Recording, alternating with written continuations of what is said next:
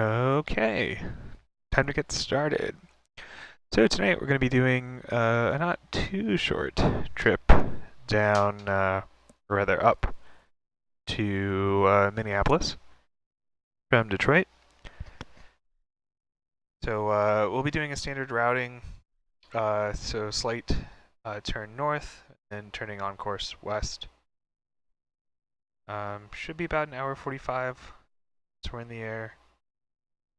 And nothing too crazy to think about. Definitely some snow in Minneapolis. And we've got some decent thunderstorms along our route west and north of Detroit. Those thunderstorms are going to be the main thing to look out for right now. Other than that, we've got our flight plan filed in Vatsim. So we're going to go ahead and get connected to the network here and then start up. And one of my cats has decided to join me, which is fun. Right. Yep.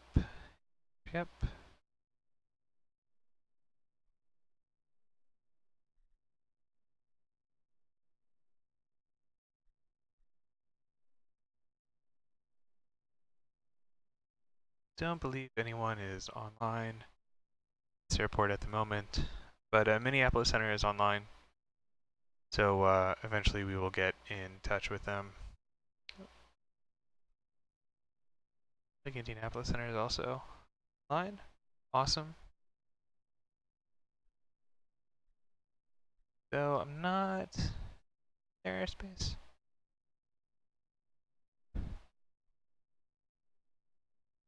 No, we should be in Chicago Center airspace. Yeah, we're just outside their coverage area. Oh, it's the cat.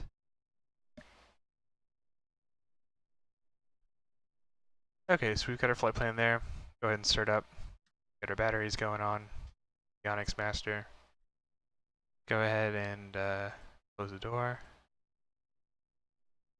Gonna give ourselves a full tank. Doors closed. You also check the audio because it always seems to get reset. Looks like we're good there. Alright, so avionics are on. Go ahead and get the fuel going. Fuel pumps can come on. Okay, fuel pressure looks good.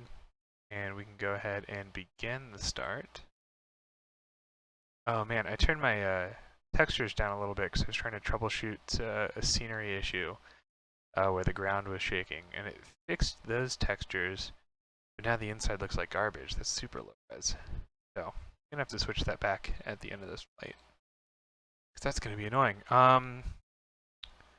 Great, so go ahead and turn the igniter on. Sorry, start can come on. Maybe? Flags and chocks, there we go. Steer's gonna come on. We'll introduce fuel and turn the igniter on.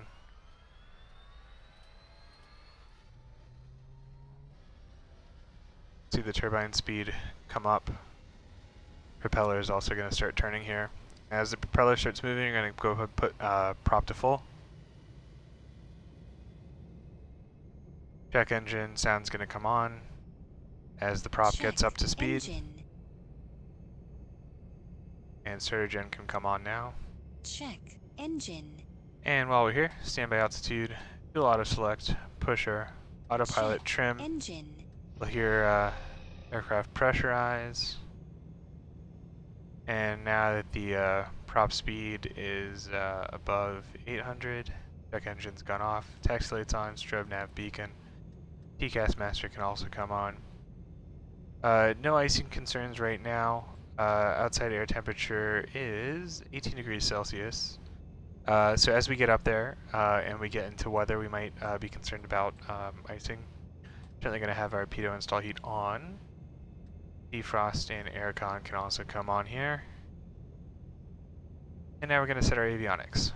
Relatively simple flight.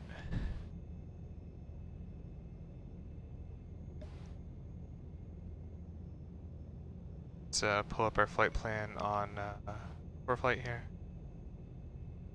Still not used to unlocking the iPad with the home button. That I just did that update today, and that's and throwing me off. Alright.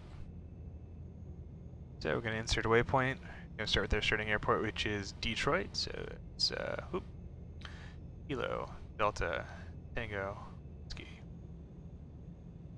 Next, we're going to insert a waypoint. We're going to be heading north to a fix, which is LAYNE.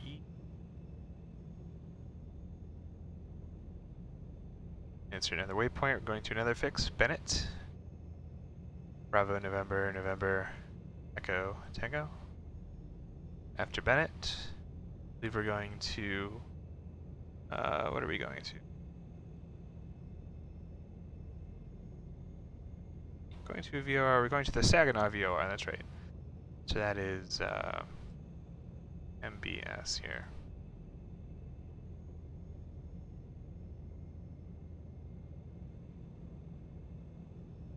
So after that, we're going direct to the Green Bay VOR.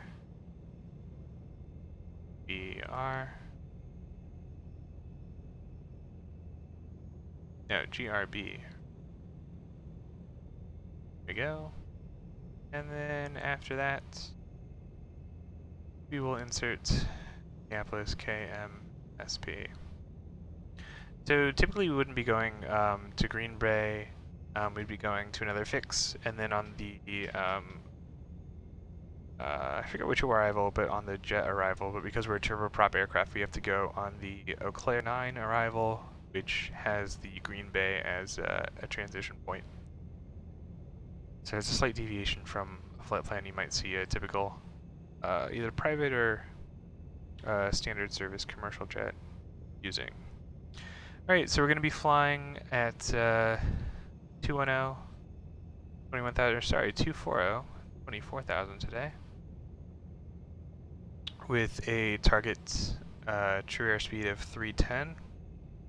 Going to have about a 5-knot headwind going into Minneapolis most of the way once we get up there. Winds are going to be a little bit of a stronger headwind departing the lower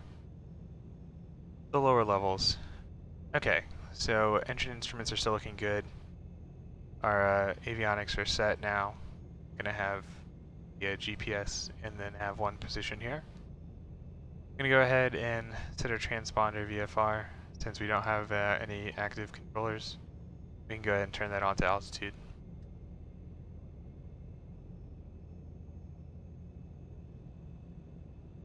Then get our radios on, and we're gonna switch to 22.8, which is the Unicom frequency worldwide on Vatsim. And once we get going, we will make our calls. We'll make a departing call. I'm going to make a taxi call here.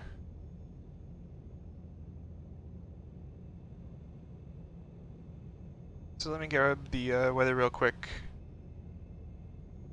See, at Detroit, winds are 180, 12 knots, visibility 10 square miles, broken 5,000, broken 22,000, temperature 19, dew point 9, altimeter 298. Let's go ahead and set that. 2983. 2983. 352 density altitude 1533. Okay.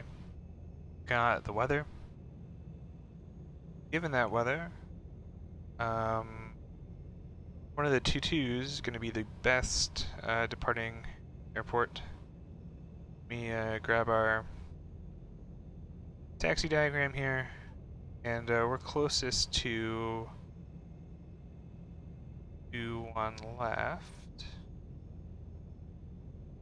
So we'll take 21 left, and that'll be an E taxi. We'll go Sierra 5 Sierra, Sierra 7, then Victor 1, Victor, and we can actually probably take the Victor intersection.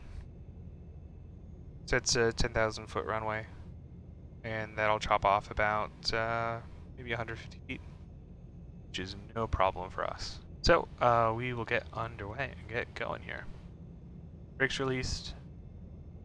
Check our rudder controls, check our brakes, make sure they work, they do, and then go ahead and put the aircraft into the props into beta mode. gonna take this apron here onto Sierra 5.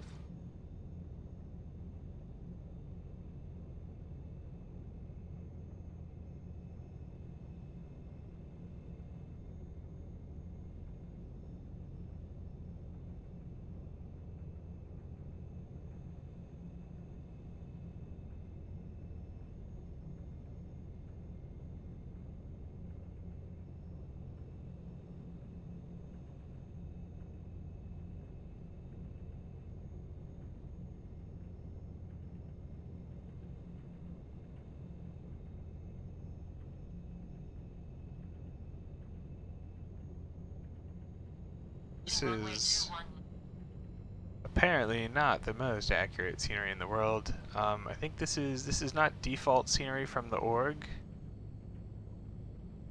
but I think this is from Ted's X-Plane scenery page. He does some really awesome freeware scenery that's certainly better than some of the stock airports. Certainly better than nothing at all. But yeah, I didn't see a whole lot of payware Detroit's scenery online, or really any good freeware. So we're just going to have a really inaccurate taxi to the runway, and we're just going to make sure that there's no one coming so we don't end up messing things up here. But it really doesn't have the whole east side of the field represented super well. One of the joys of X-Plane. But the Minneapolis scenery is really, really good and on point. But that should at least be accurate. It's one of the things is that, you know, there's so many locations that you might be flying out of that it's really actually difficult to keep track of all your scenery and have really amazing scenery all across the states or all across the world.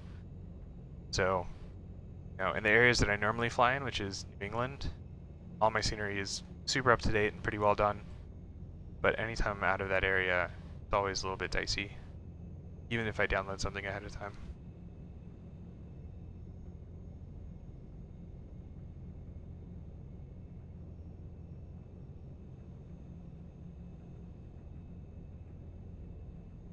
Alright, so we'll slow down a little bit here.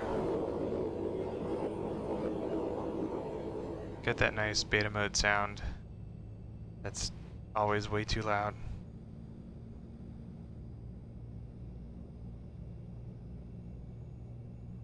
Alright, so let's go ahead and set our flaps for takeoff. Maybe in heading mode here. Flying approximately 215. Going to be in vertical speed mode at about 2,500 feet per minute as our initial ascent. And we'll go right up to 240 since we don't have any controllers to give us a specific altitude clearance. And we'll go ahead and turn our yaw damper on. And we can go ahead and put our lights on, taxi lights off, back and left, looking right. So we've got lights, camera, and then action. Add a beta mode. And we're going to do a rolling start. So we're doing a full length takeoff. We're not going from the Victor intersection. That apparently is not represented in this scenery. And so we'll turn out here and we'll gently bring up the power to takeoff speed, or takeoff setting.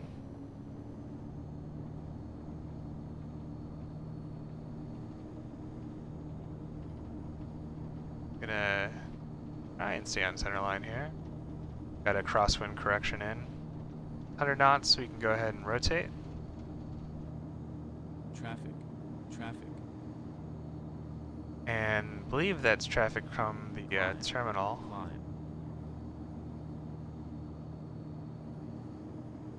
See what that is. Yeah, that's park traffic off to my right. That's no factor. Alright, so we've got a positive rate, so our gear can come up. Gear up. And our flaps can also come up at this time. So we're currently heading south. So I'm going to make a right-hand turn north.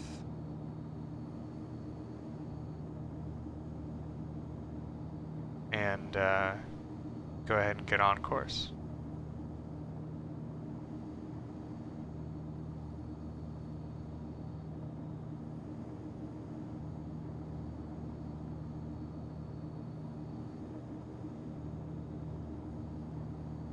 Clear of conflict.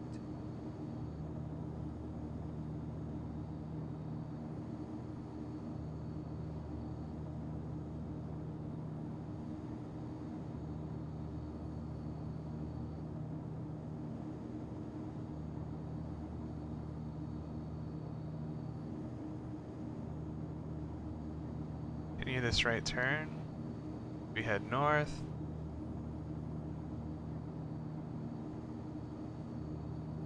So we can go ahead and go direct lane. Turn our nav on. Turn our autopilot on. Engage. It's going to continue our turn to the right and keep us at 2,500 feet per minute here. Go ahead and increase our power a little bit.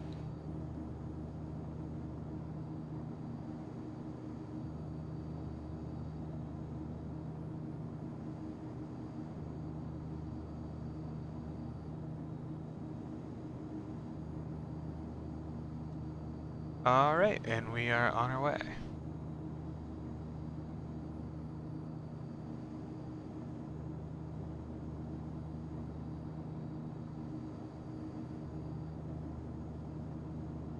So right now we are skirting to the west of Indianapolis Center, and we're still in Chicago Center's airspace, which is offline. And then as we start heading further north, we will pretty quickly get into Minneapolis Center's airspace, so we'll give them a call on 3340. You can already program that in here.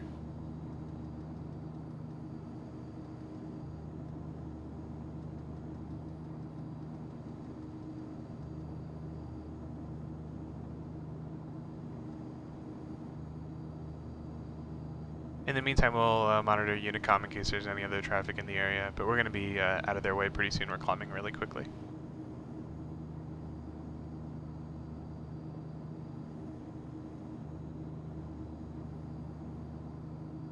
And once we get above 10,000 feet, we're going to go ahead and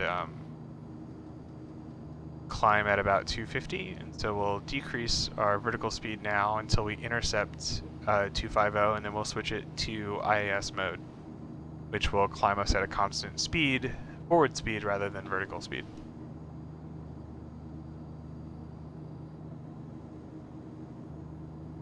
I have never had beer and whiskey before. It sounds counterintuitive, but I don't know, I can see how that works. I'm into weird food combos.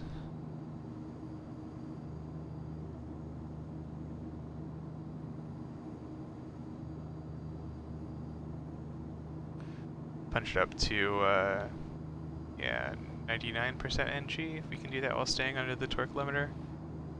No. We'll keep it there, right there. Still going over.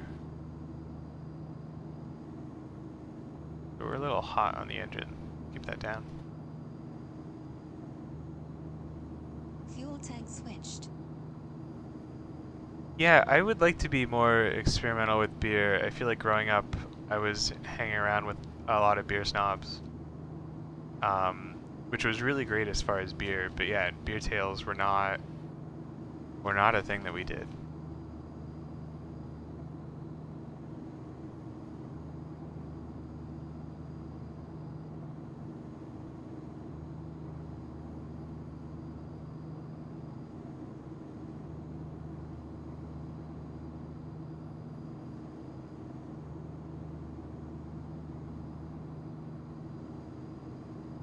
Alright, so we are pretty much tracking straight north.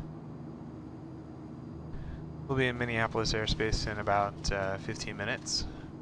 Until then, we are past 11,000 feet, so we don't have the 250 knot speed restriction. I go ahead and turn our vertical speed down to 1,000 so we can intercept 250 on the climb a little bit faster. Got a really nice crosswind, so our ground speed's nice and fast. What did I say? We got a good tailwind.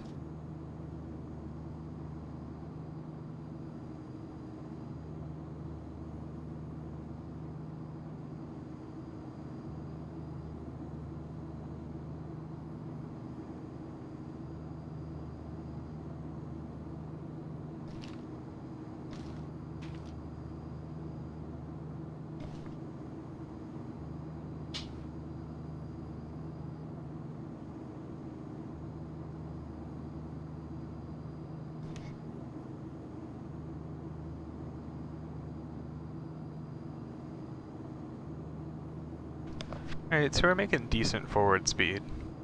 We were definitely moving quickly. So we've got 127 ETE, so hour 27. Not bad. Hopefully we'll be able to make up a little bit more time in the air. Cruise it nice and quickly. One reason why we're climbing a little bit slower than normal is we're pretty heavy. Usually don't leave with a full tank of gas.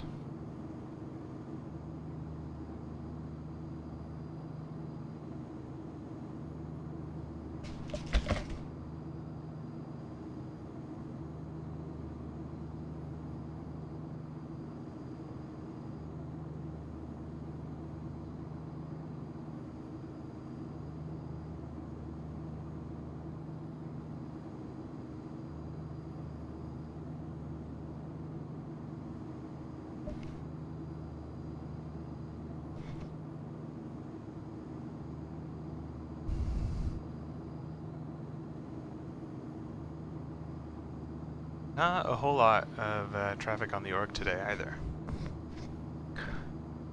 Kinda quiet. So I might jump over to Pilot Edge after this.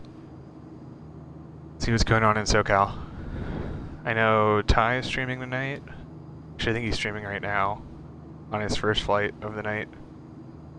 So maybe I can join him on his second one.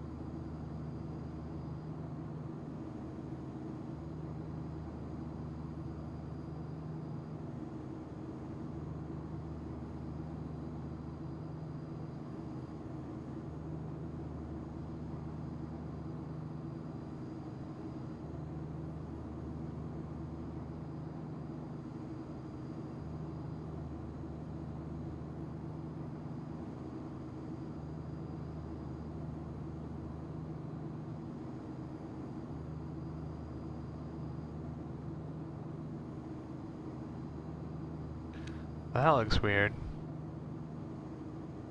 That looks like some weird ESF loading stuff that's going on there.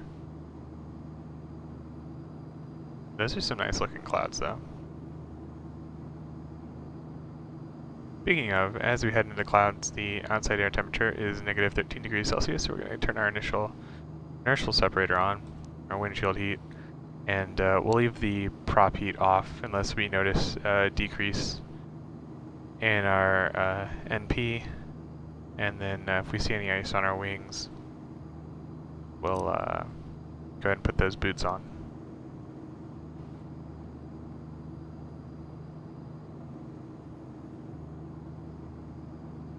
Approaching waypoint. But it looks like, according to the radar, we are going to more or less notch ourselves right in between two cells in the storm that's moving north of Detroit today. There's a really nasty cell just northeast of Tuscola. But thankfully we're going to miss all that. Maybe get a little precip in the next few minutes.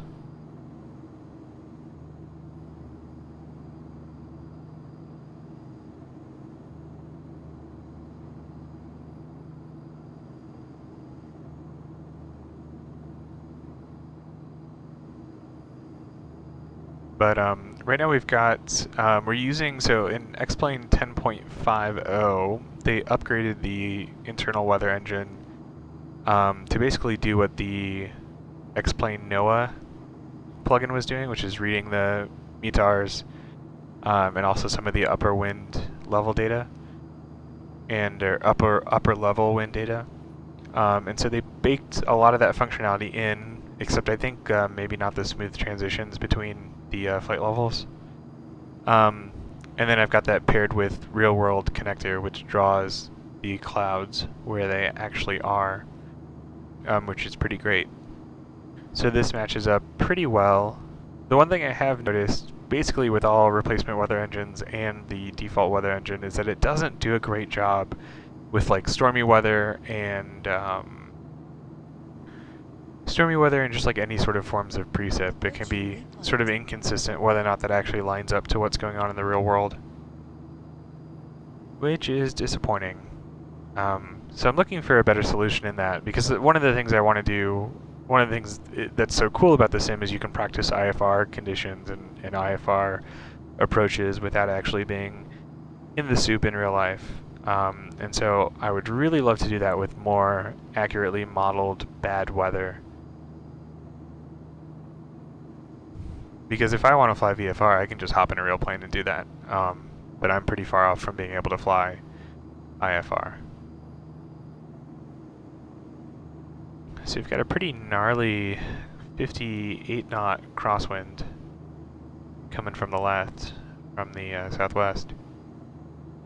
Which is why we're making a 310 heading, but our track is more like 320.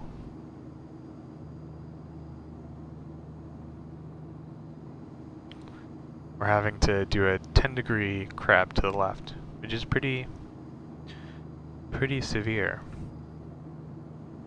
Right, so we're above 18,000 feet. It was a little slow on this. We should be at 29092, which is standard barometric pressure, which is what you switch to above 180.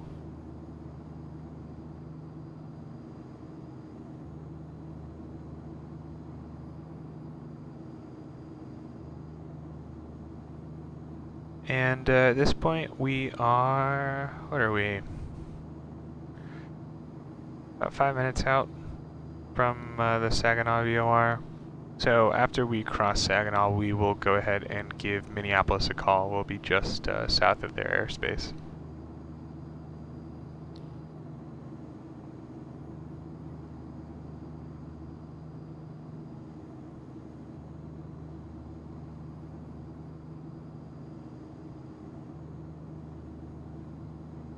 Oh man, Nick, speaking of weather, oh, I don't know if I can say this publicly.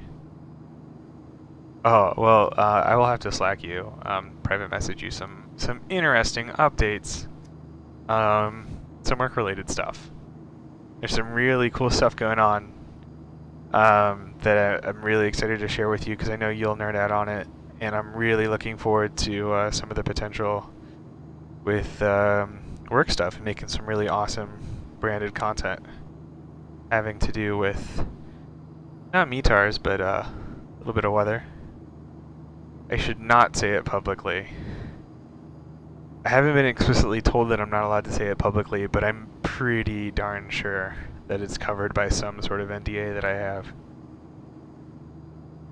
But it's, I don't think it's covered by an NDA, because I don't actually have an NDA agreement with them, but I think it's just because if I did, I wouldn't be able to tell you privately, but no, it's pretty cool, but I don't think it's, oh, you know what, I think it actually is public knowledge. I don't know, I gotta figure out how much I can tell you, but it's pretty cool. I want you to guess. I want you to guess what it is, because if you get it right, because I think there has been maybe an article about it, but I still don't know if I'm allowed to talk about it. But I would love for you to guess what it is, based on the very little knowledge that you have of it. And if you get it right, that would be fantastic.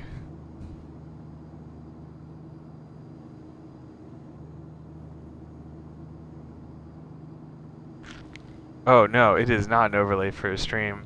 Oh no, we're talking deep client work here. All right, so we're noticing a little bit of turbulence. Just want to double check that the so theoretically I'm supposed to have weather on this map. I don't see any real weather on this map. I will need to check if that's true. Because right now I'm using the radar on ForeFlight, which is absolutely accurate in terms of what's going on in real life, but the sim is not less so. It's less accurate. No, not Iceland themed. Weather themed, you got that right. Big client. Big client. 2 big clients, actually. 3 big clients, actually. Approaching altitude. It's pretty cool stuff. Alright, we're gonna go ahead and do a 500, real slowpoke vertical speed here. Reset in vertical speed mode? I thought I switched to IAS, but I guess we didn't intercept 250. We're nice and pokey today. So the video. So not television. So it has nothing to do with what the actual deliverable is, because I have no idea. This is some like really high level stuff. But I'm really hoping we can make a lot of content around this partnership because it's pretty cool. Well, it's not even a partnership. Let me just get you on Slack. Let me start messaging you what's going on. And then maybe we can talk about it, talk around it in the clear.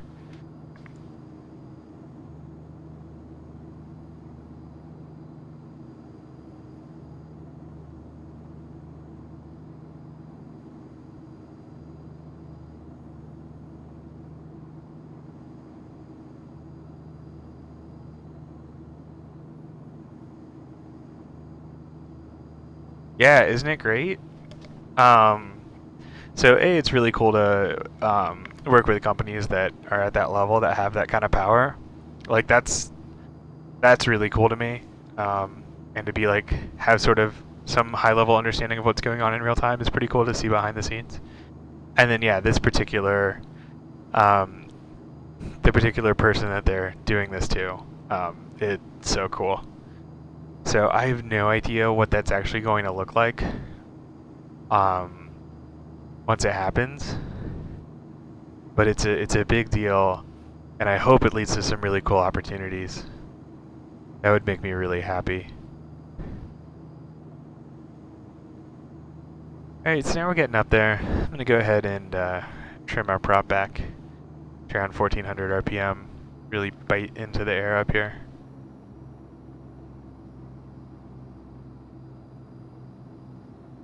That's a little low.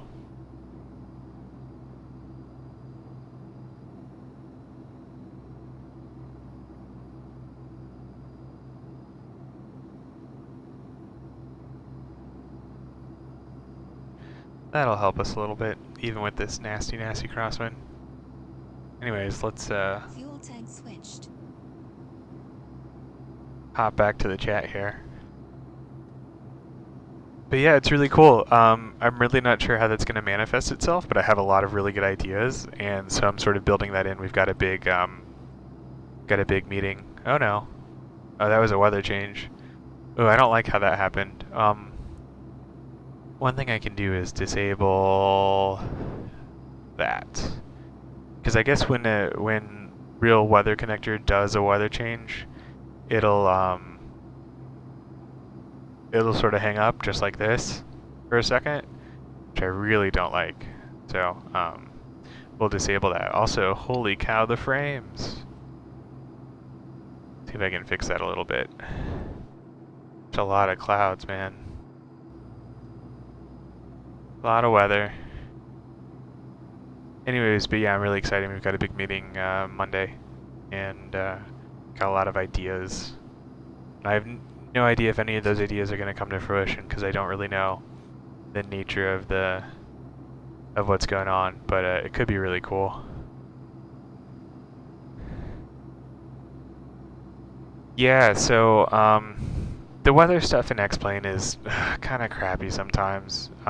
Also, I'm just gonna do a little bit more config here, because right now the performance is subpar. Approaching waypoint. Whoa. Whoop, I don't know what I just did there. I guess we're in the clouds now. Yeah, the weather engines, like even the third-party stuff and the built-in X-Plane, it's just not super great, unfortunately. And so the plugin that I had, which I'll pull up here, I got rid of it, is the NOAA weather plugin, which is what the X-Plane 1050 brings it, like builds into the default weather system, but it didn't build in, or it didn't build, what are the words I'm trying to say here? It didn't add in like smooth updating in between different weather areas, which really sucked.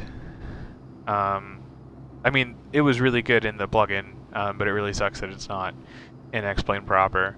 So yeah, you get like immediate transitions, and then Real World Connector basically just like moves the clouds around, and so you can have that not move the clouds around when you're actually when the weather's visible, is what it says, which is nice. So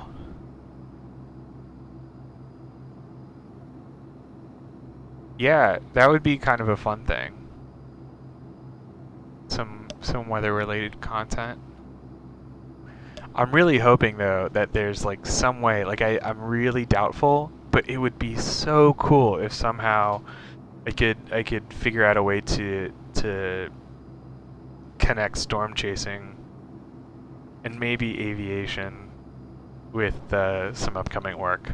I think that's a bit of a stretch, and in fact I'm pretty sure that's a huge stretch considering what the main company actually does, but like what their goals are. But who knows? But I'm gonna put it out there. I'm gonna put a lot of ideas out there, see what sticks, because I'm really excited.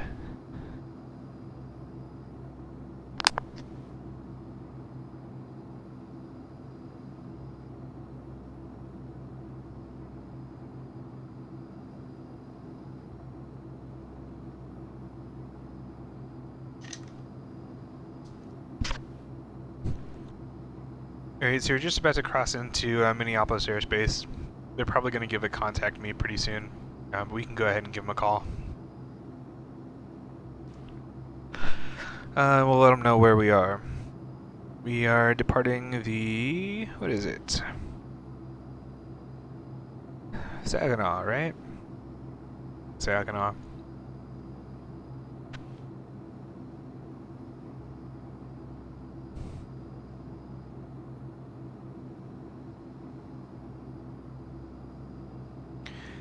And let's see, what's our track right now? 296.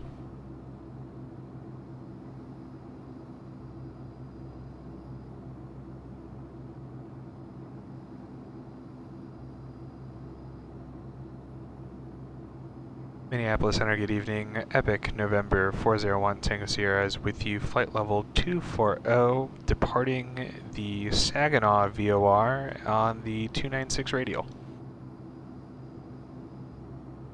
Which is more or less true.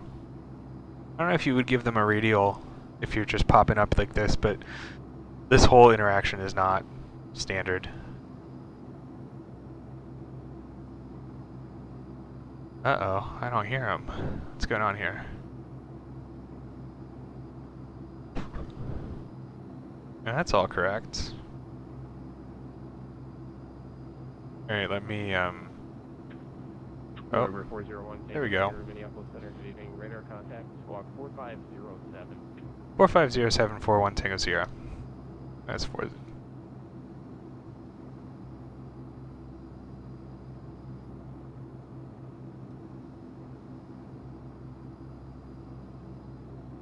Code.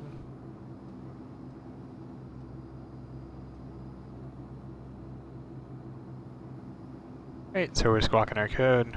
Still level. Look at our, this is our heading where we're actually pointed, and then this white circle with the 3 lines is where we're actually going. It's a pretty intense deviation with this nasty, nasty crosswind. But that's got a lot of storms in the area. They're all moving west-east.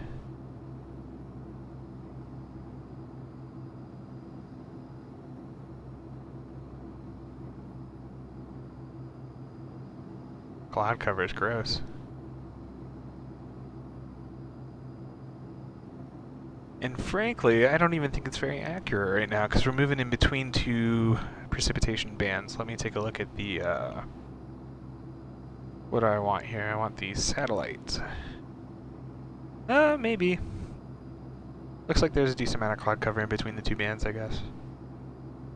I don't know, I just distrust what X-Plane's doing. But hopefully, I know they're working on the weather engine right now, so I hope they make some big steps to get it right, or someone else does. HTML5 animation, ability to export that into a video file. Oh, interesting. I wonder if that's something that's built into Adobe Edge Animate code. Or not Edge Animate code, Edge Animate. I haven't played around with that in a long time. But, it's pretty good. See, and now we're popping out of the clouds. I don't know if that's right either. What are our tops here? I don't know if I can look at our tops. Oh well. Yeah, Adobe Edge Animate is really awesome. I made some like smaller animations and like interactive stuff in it, and then made like entire websites based in it, which is really awesome, including like my first really stupid. One thing is here. Were you climbing to flight level 260 or stopping at 240? We're stopping at 240. Oh, did I climb for that claim or not claim file 260? I think one thing is here. I'll show flight level 240 as your flight. Roger, thank you. 1 here. Yeah, I guess I did. But we picked 240. That's where we be. That's where we'll stay. So, updates. About an hour out. We're right in the middle of Michigan. In about 10 minutes, we're going to be over Lake Michigan.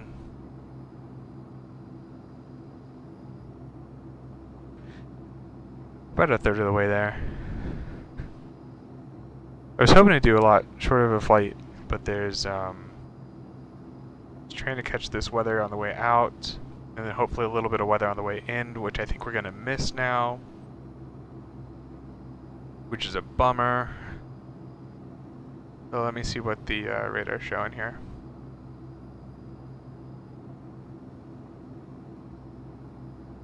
Yeah, there's still a little bit of snow out near Minneapolis, but Duluth is really the place to be. And even that, all that stuff's moving north for the most part. I feel like I missed a little bit of blizzard action, but there's a really great, I don't even know if you want to call it a squall line, it's just a really nice line of storms going from central Michigan all the way down to the tip of Texas, which I hear is causing a little bit of havoc.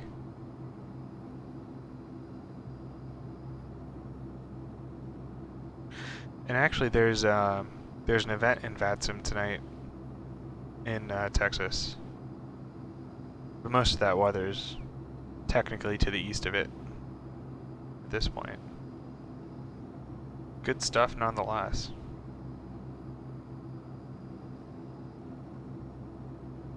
See what's going on. We're just about to enter an inactive MOA, the Hersey MOA, which is owned by the 110th Tactical Air Support Group.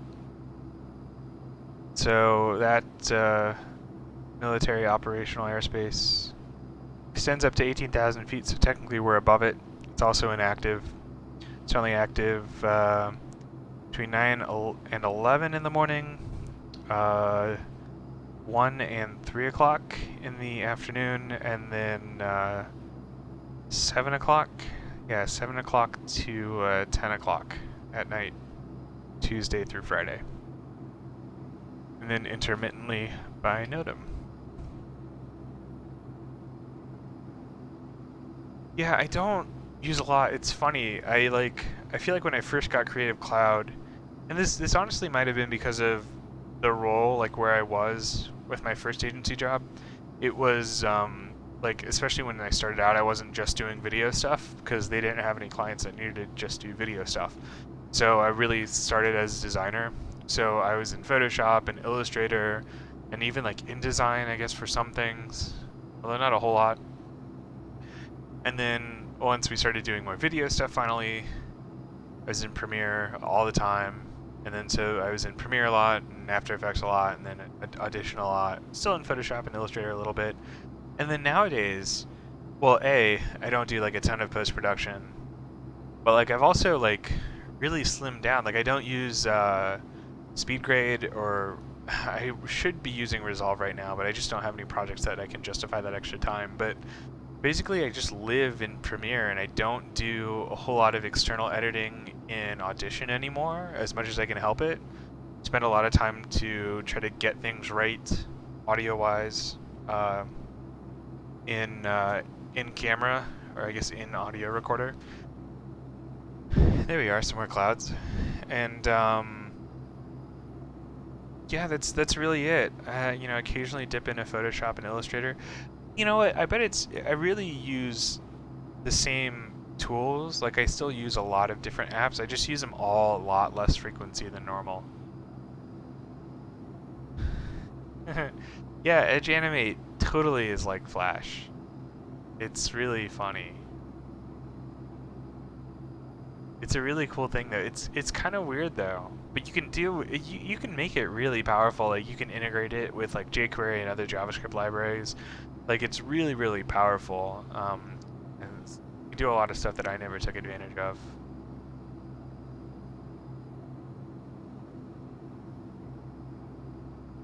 Yeah, I think every time I consolidate apps or services, like it's immediate. Like the benefits are like immediate.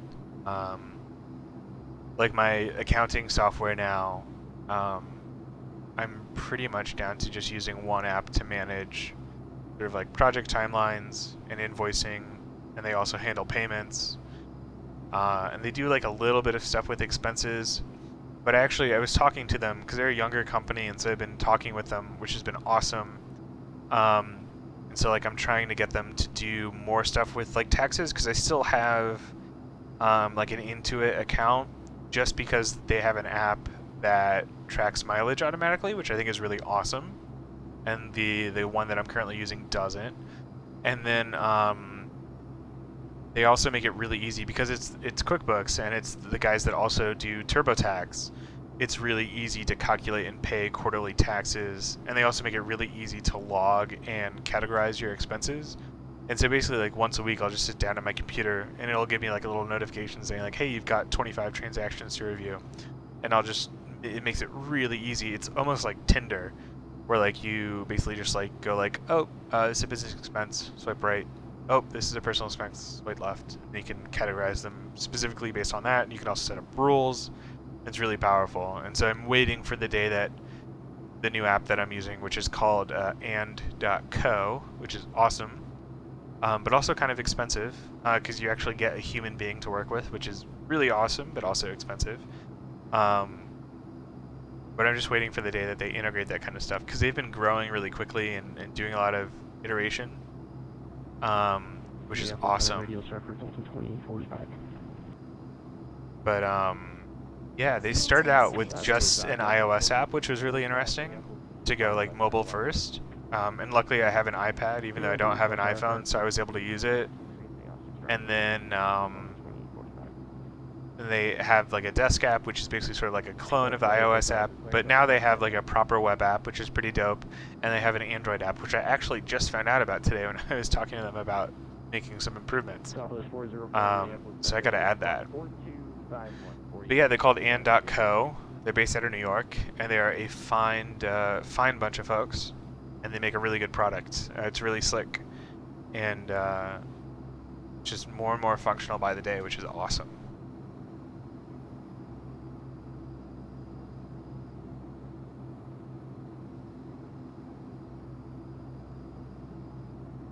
Yeah, Edge Animate is all HTML5 and JavaScript.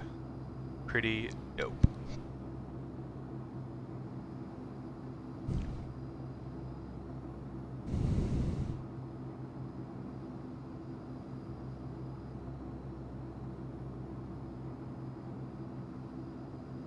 Now we're in some really thick clouds.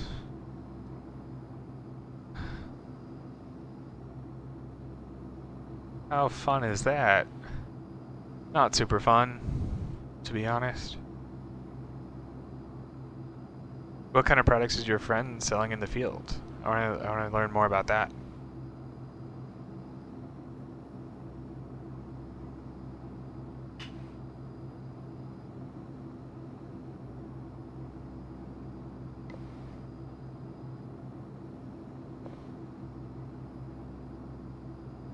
Oh, 2845 clearance available. That is ready to copy. Ready to copy. No, 2845 cleared to the Minneapolis International Airport as filed. Maintaining 5,000. Expect flight level 28010 minutes after departure. Departure frequency 133.4. Squawk 4544. What is CBD? Minneapolis. I don't know what that means. Sounds cool. Flight level 280. 2 minutes after departure. Maintaining 5,000. And squawk 4544. 2845. Delta 2845, readback is correct. Flight runway 24 for departure, advise rotate to taxi. Roger that, Delta 2845.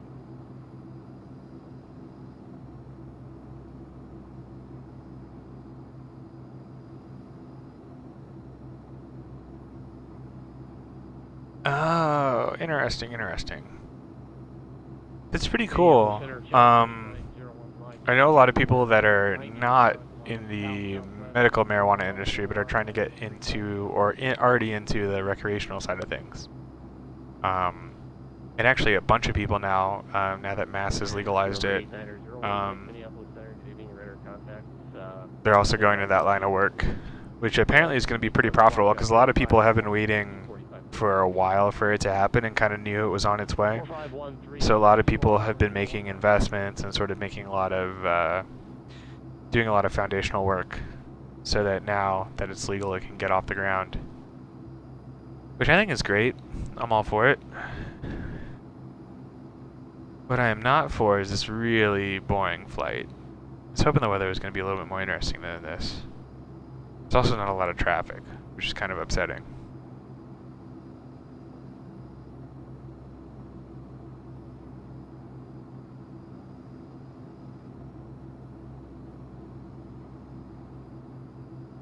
Exactly. Yeah.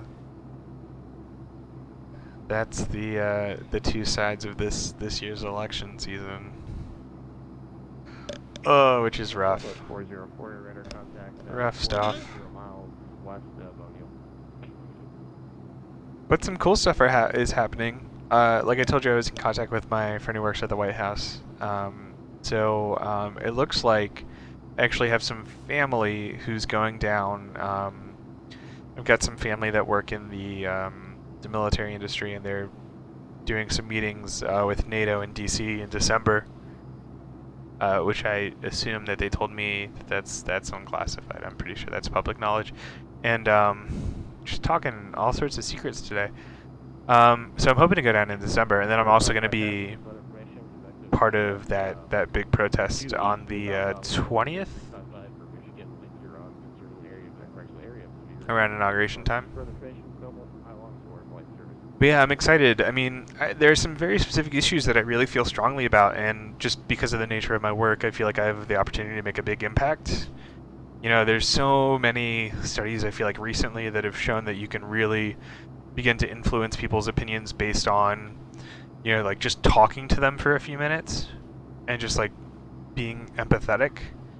And so I'm hoping there's a way to sort of bridge that gap to be able to do that at scale.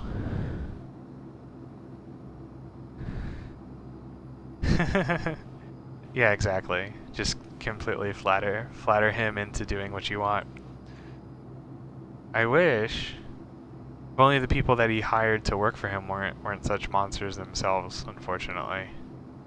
Just a real mess. But I'm working to try and do what I can to make it better. Alright, so I'm thoroughly bored, so what I'm going to do is I'm going to divert to Green Bay, then we're going to switch out to Pilot Edge, hang out with some more traffic, get some more control, actually make this a little bit more interesting. I'll go ahead and give our Minneapolis controller a call. Minneapolis Center, Epic, November 401 Tango Sierra. We'd like to divert to Green Bay Airport.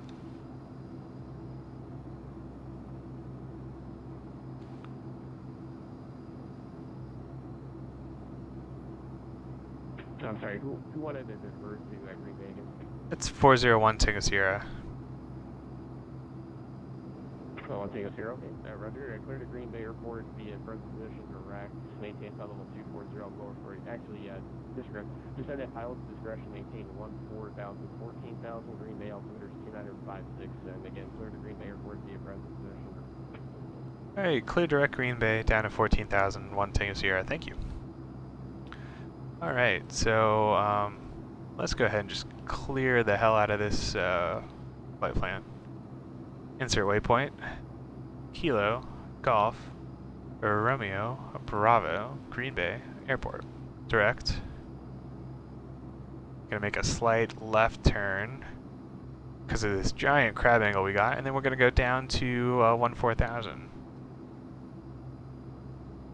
Yeah, because this flight is just not as fun as I was hoping it would be. So we'll do this, and then we'll jump into something completely unexpected in Southern California where the weather is beautiful.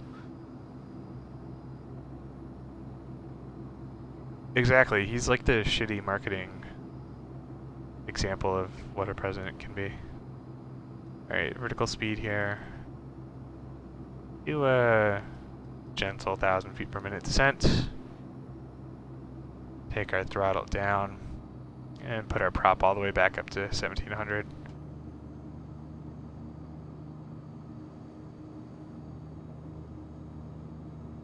And we are actually at 1700, so we don't have to worry about any prop icing. Doesn't appear to be happening.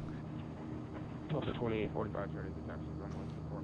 And we're making direct Green Bay. So now that we're going direct Green Bay, let's put that into 4 flight here. 2845 runway 24, taxi via Delta. Taxi via Delta to runway 24, Delta. And let's look at procedures. So 24 looks like our best runway.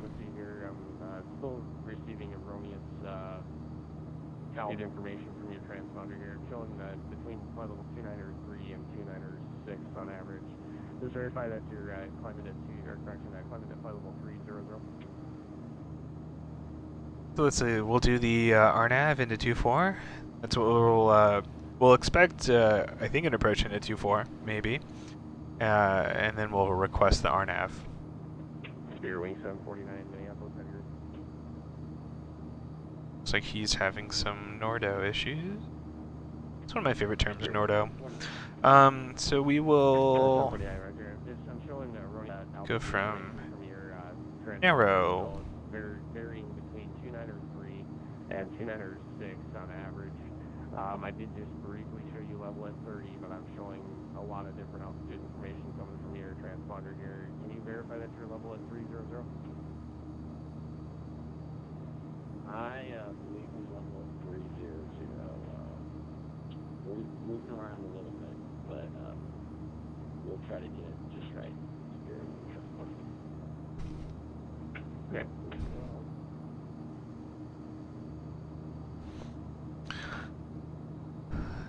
All right.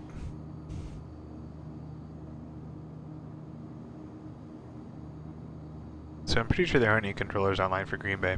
So this is the thing about Vatsim. It's an awesome free service. Really great. But there's not a whole lot of traffic density unless there's an event going on, which there is, but not here. And there's not a lot of control density. So we've got our nice Minneapolis center controller, which is awesome to have. But that's really all we have. And so on Pilot Edge, the great thing about that is because it's a small area, traffic density is pretty high, and you also have VFR drone aircraft that artificially increase the density, which is pretty awesome. And then you've got controllers all the way down.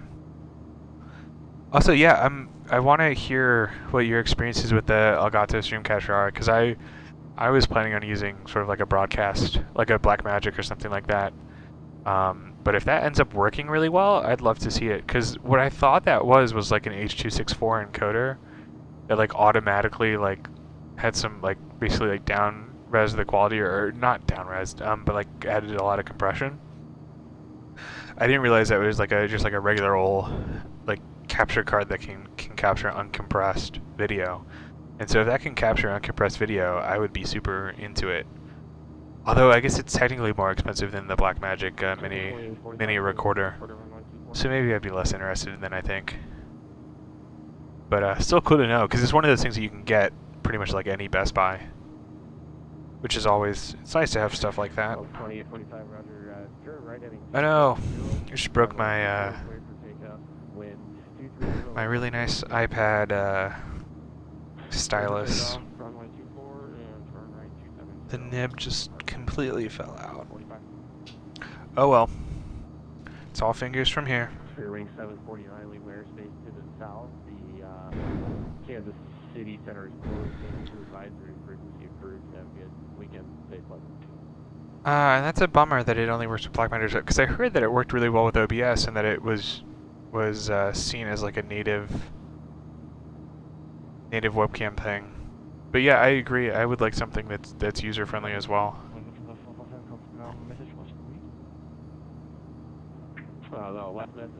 Because yeah, I just don't have time to mess around with stuff anymore. I do too much of that at work. Don't want to do that when I'm at home. This is like OBS setup, as simple as it is. Like it's literally just opening an app, loading in my graphics, and pressing start. Like even that minimal amount of configuration is already pushing how much I really want to do. It still takes me like 10 to 15 minutes to get set up for a stream. Have a good weekend.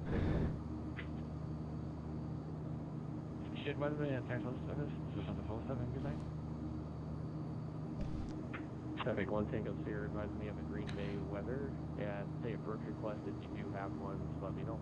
We do have the weather. We'd like to shoot the RNAV into 2-4. 1 Tango Sierra, roger. Where did you want to pick up that approach from? Narrow.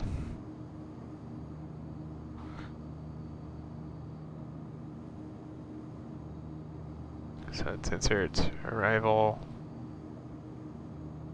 Doing the RNAV 2-4.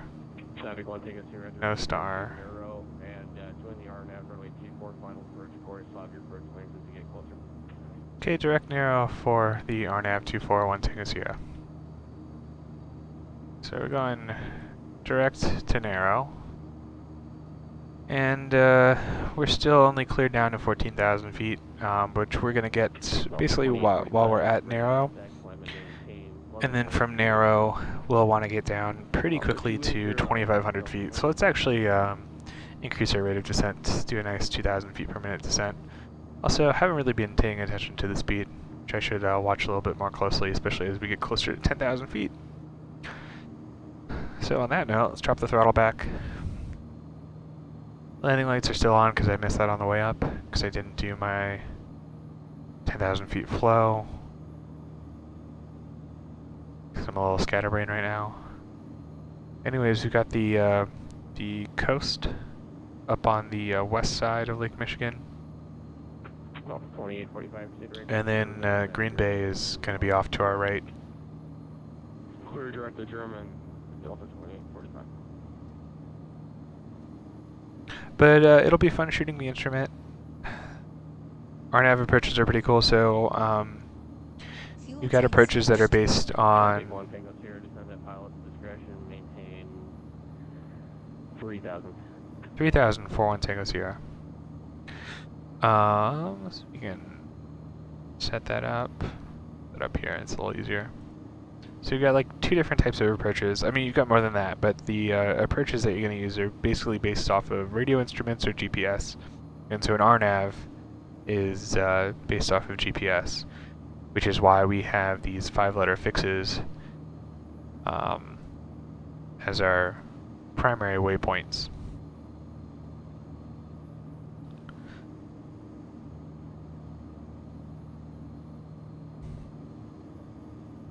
And so basically the GPS has these approaches built in, and it'll automatically at the at a certain point bring in the glide slope automatically, which is pretty great.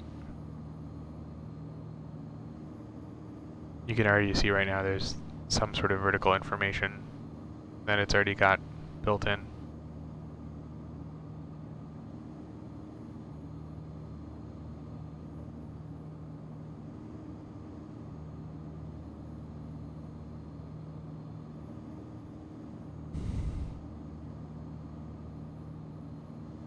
let's see, the Green Bay, KGR, BRG, yeah, Yep, center GBR. 501 2000, I'm 7000.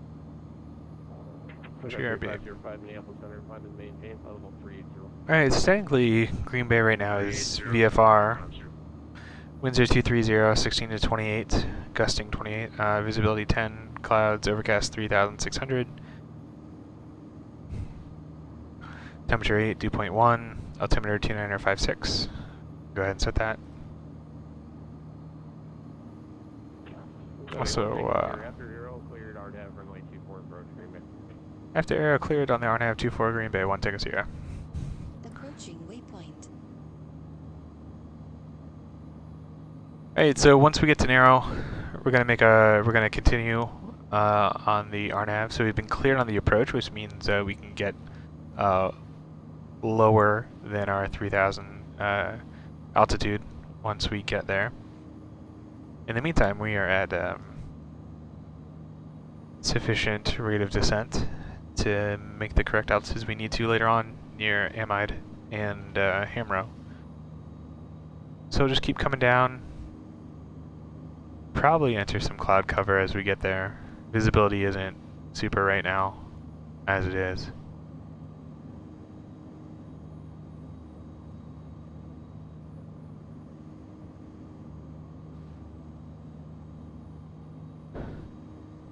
I bet there is like a marshmallow lager. I mean, there's like every kind of beer right now. So I would put money on the fact that there's something like that out there.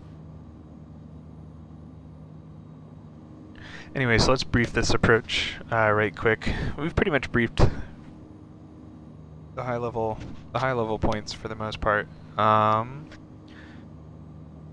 So let's see here. Right now we're going to Amide, then we're going to Hamro, then Limbo, and then all the way down to runway 24, 24. Final approach course is going to be 242. Runway elevation is 681. Gonna have 7,700 feet of runway, which is plenty. Conditions might be a little bit icy, but I don't think there's really been any precip in the area, so it's really just going to be cold. So shouldn't have any issues with braking or anything like that.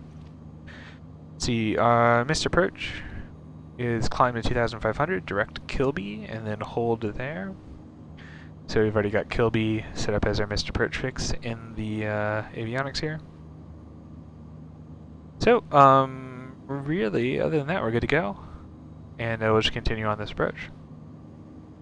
So you're about 3,000 away from our 3,000 cleared altitude, which is good. You can see the banana here, this cyan arc, telling us exactly when our bottom of descent is. So you're going to be at 3,000 before Amide, which is perfect.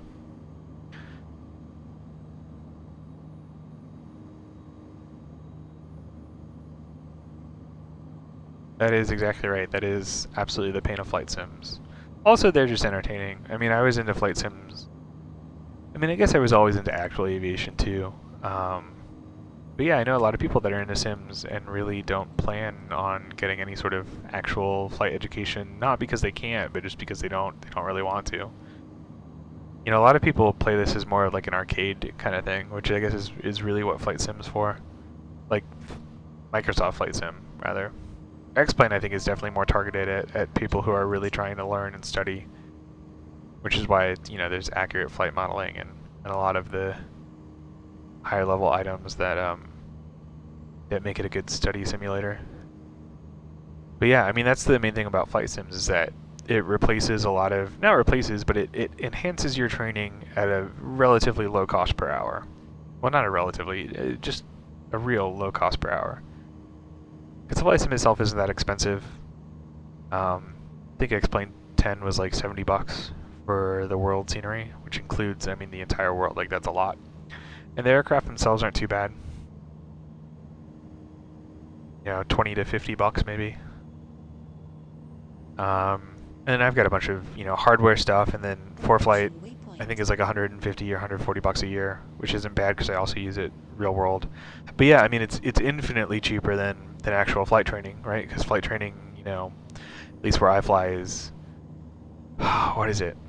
Like 150 an hour, roughly, plus like instructor time.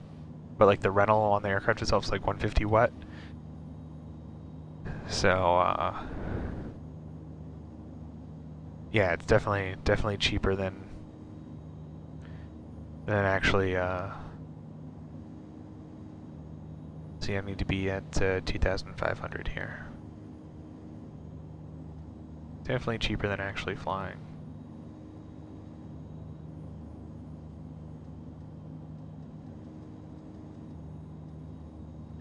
But it's really great because you can also do a whole lot of different stuff, you know, not, you know, money notwithstanding, that you can't do in real life.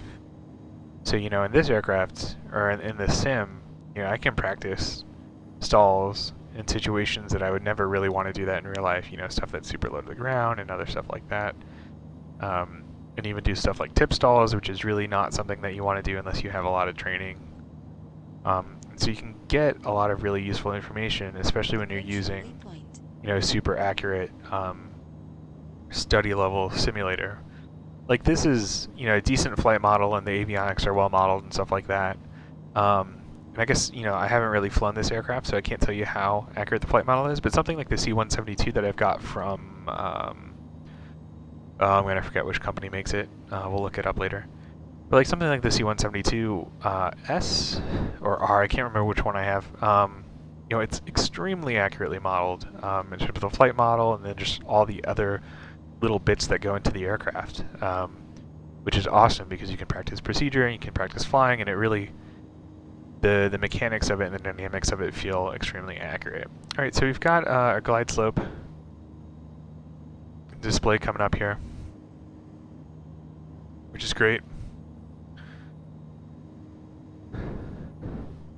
And basically we're turning final. So because we're intercepting glide slope from under it, which is what you want to do, we will see that come in, and then we'll capture it, and we'll fly it on the way down. Right now we're doing about 200 knots, which is a little bit fast for the terminal area, but okay for us. We'll go through our descent checklist here. Go through our flows. Basically nothing to do. We've got our landing lights on, got our instruments set, got our altimeter set, got the current weather, we know what we're going to do. Once we get to limbo, Okay, 1 Vegas here, 1230 at 16, gust 28, runway 24, clear land. 24 clear to land, 1 Tango Sierra. And we have our landing clearance. So I'm going to go ahead and slow down. While we're here, we can go ahead Gear and down. put a gear down, which will slow us down a lot quicker. And we will just sort of gently approach our final approach speed, and we'll bring in the flaps once we get past the white line here. 1 notch flaps, nose is going to come up, autopilot's going to counteract it, bring our nose down. Also going to slow down a little bit more.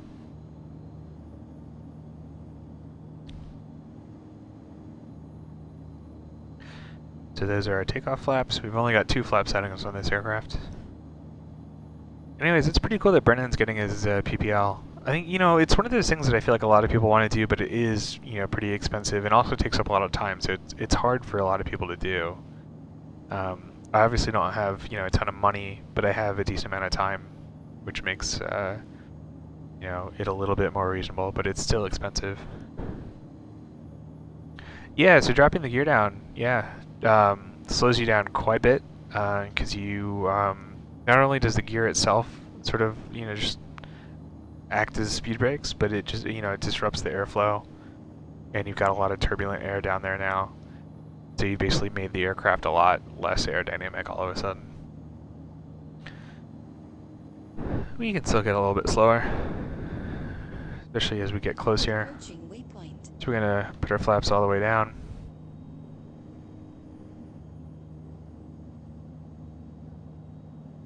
And we're gonna throttle all the way down. Looks like we did not capture the glide slope, which is why we're super high here. So let's go ahead and disconnect the autopilot. Autopilot disconnect. And we're going to make a nice steep Delta, approach. 404, verify altitude. And we'll correct this right away. So yeah, I guess I forgot that in the RNAV setting you also have to have the localizer set up. Because if you just, you have to do it twice, because if you do it one time, it'll look for the glide slope, the radial glide slope, and it won't intercept based on the GPS, which I'm not sure if that's real life expected behavior or if that's just something with the sim. Anyways, we're gonna go ahead and correct our descent there. It's feeling that we were a little bit high there, and obviously we should have been descending at some point. We should have intercepted that glide slope. So that's on me for not paying attention. You know, in real life, the cockpit is a sterile environment on approaches and takeoffs. 400, But in the sim, I care a lot less about that. 300, Which means I missed something. 1445 with you, level 340. 200, No, 1445 Minneapolis Center, roger. So you filed for 36. Do you want to climb high or stay at 34 for now? Oh, we're going to stay at 34 for now. That's 100. 1445. He also filed Okay, thanks. 2,000 I'll show them as your feet final. higher than he actually went on. Please repeat if it doesn't 1445. So I've got a lot of elevator trim in that the autopilot put in, which I'm not digging. 1445, I'll show flight level 340 as your final. And that was a little bit of a thump. That's correct on the 1445. Go ahead and put it into beta mode. See if we can make this first turn off. I think we should be able to do it pretty easily.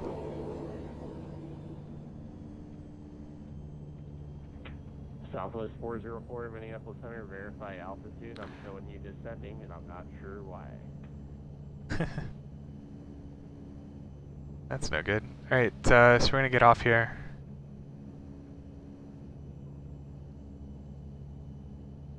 And once we feel like we're not going to be interrupting him, we'll go ahead and give him a call. Center 1 Tango Sierra is clear of 24 on Delta 1.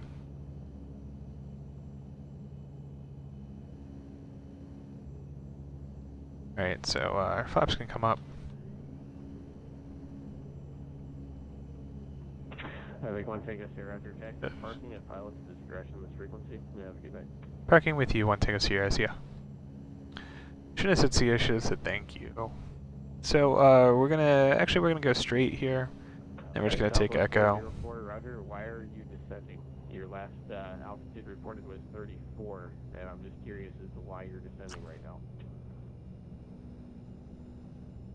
The other great thing about pilot judges is most of the pilots know what they're doing a little bit more. Sometimes you get some people on that are, it's very disruptive, which is no good.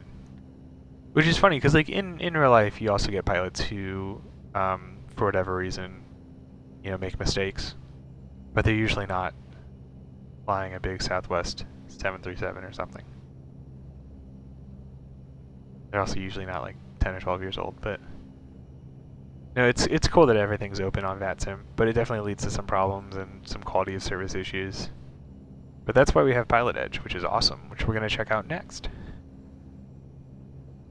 fuel tank switched, Southwest 404 Minneapolis, how do you That would actually be pretty cool. I wonder if you could get decent enough data coverage to actually stream an entire flight, because I would actually be kind of interested in doing that during one of my lessons. I don't know how much the instructor would care for that, but that would be kind of fun to do. So we're just going to tuck ourselves in right here.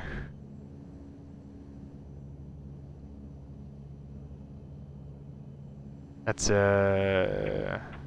Piaggio Avanti on our left. That looks like a Mooney Bravo on the right. Alright, that's good enough. Beta mode can come off. Gonna feather the props right down. And cut off our fuel.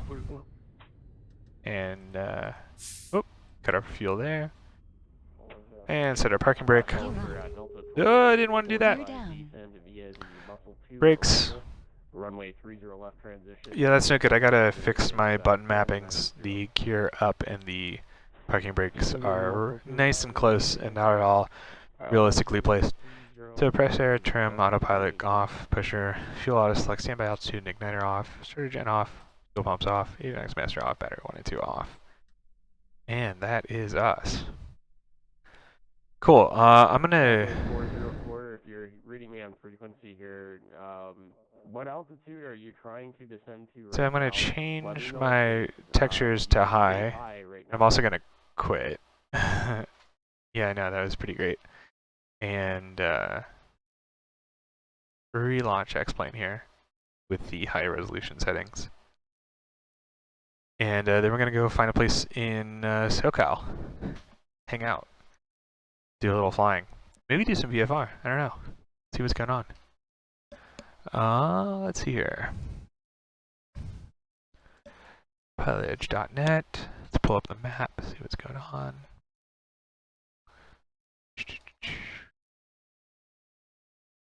Oh yeah, there's quite a bit. Where's everybody going today?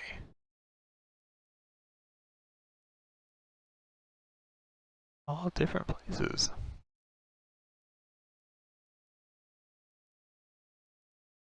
So many options.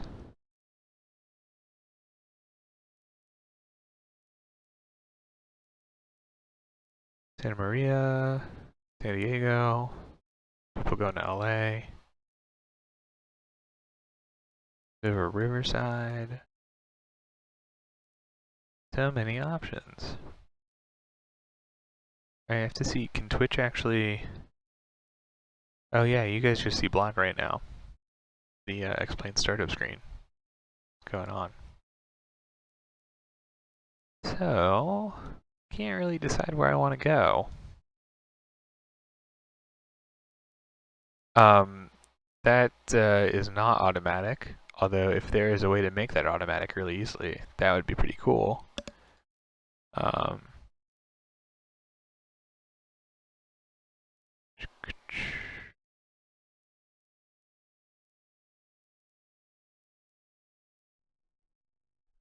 Okay, can you see? Well, I guess I gotta wait for it to update.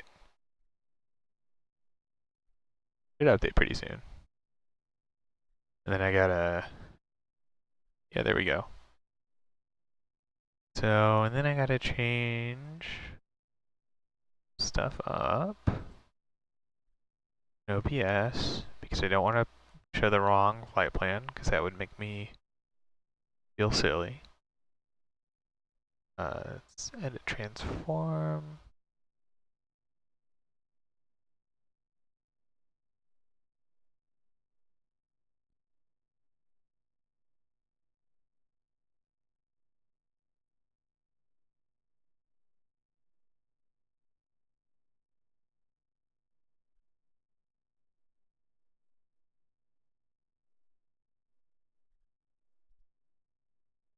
Yeah, that's good enough.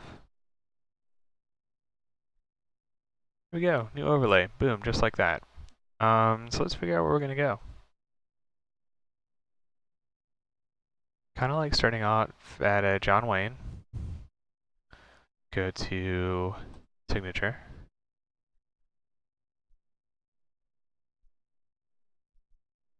Yeah, I would love to. I know there was one guy, I think I'd said this before, Cat Strader, who had like a really awesome like in progress overlay that he built using not really OBS, but he like built like a custom web page for it that I think was taking data right from X-Plane. And that's actually a cool thing. Like X-Plane does send a ton of data out there. I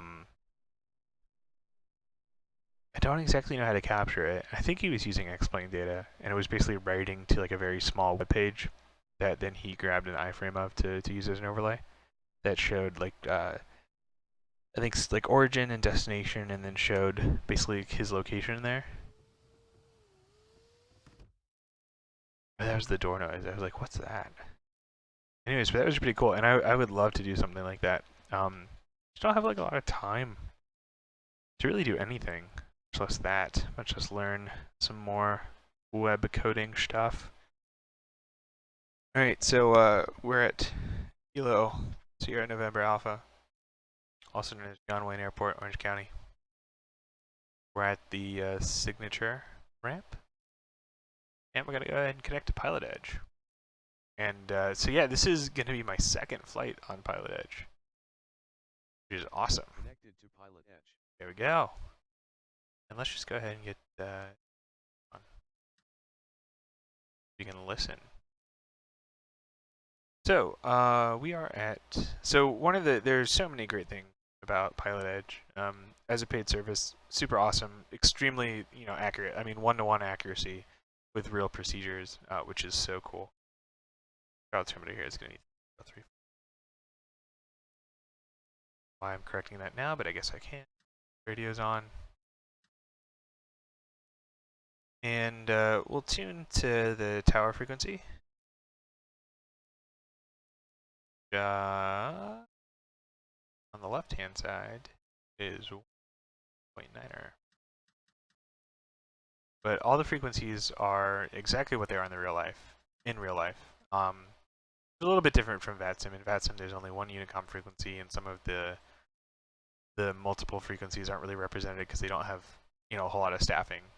And then on Pilot Edge, the way they have it set up is that there's controller coverage all the time, everywhere in their coverage area. Dope. Also make sure we're not squawking correct code even though we're on standby. So we're monitoring SNA tower. Let's actually monitor clearance, which is 118. Oh.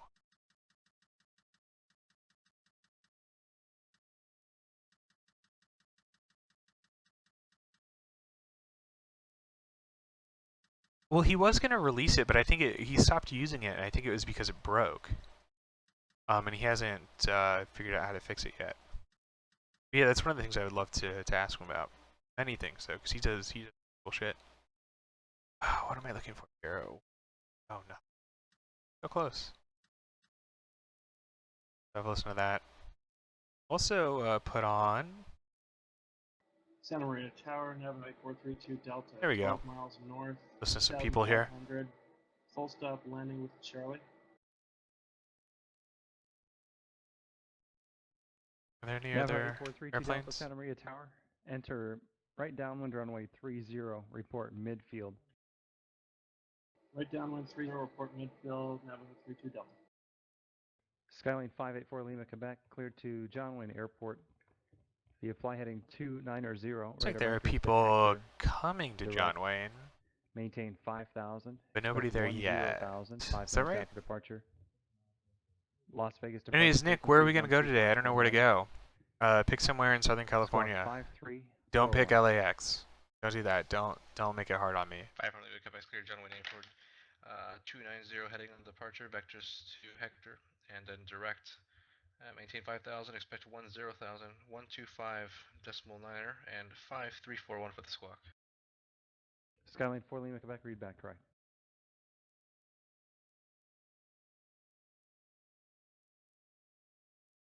So there is someone else on the west side of the field.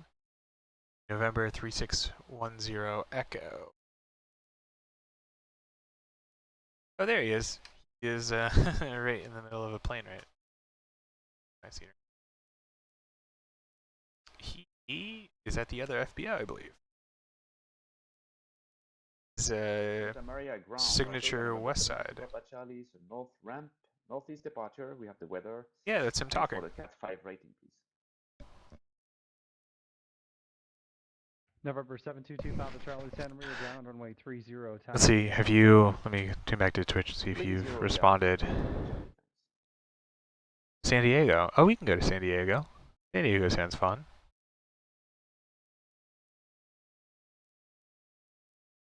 It's, yeah, it's not too bad of a trip. Good evening, November 7th, November with you. At the moment, inbound from the south. So, at Kilo, 0 November Alpha, going to Ksan.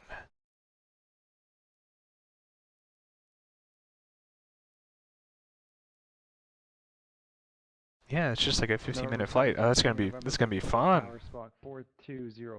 So technically we're going east. So we need an easterly IFR altitude that's relatively low. Let's do 11,000. That way we can just about we'll be just over 10,000 and we can bust the 250. Left downwind 30 right, November. Las Vegas ground, Skyline 584 Lima, Quebec with the weather at signature flight support for taxi.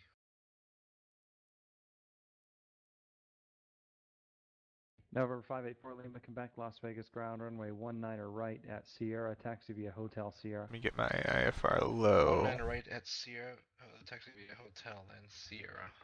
584 Lima.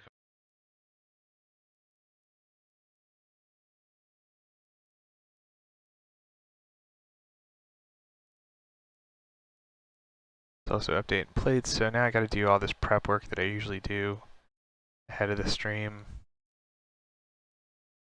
Gotta get diagrams ground. and Good evening, Bonanza charts. 123 Sierra X-ray. November 123 Sierra X-ray, Bakersfield ground. Good evening, sir. 123 Sierra X-ray Bonanza Beach 33. Request flight following to Mojave for the Cat 6. We have the weather. Alright. So we're gonna do coastal route. Gonna do the coastal route. Level. Which is great because I've never flown a coastal route before.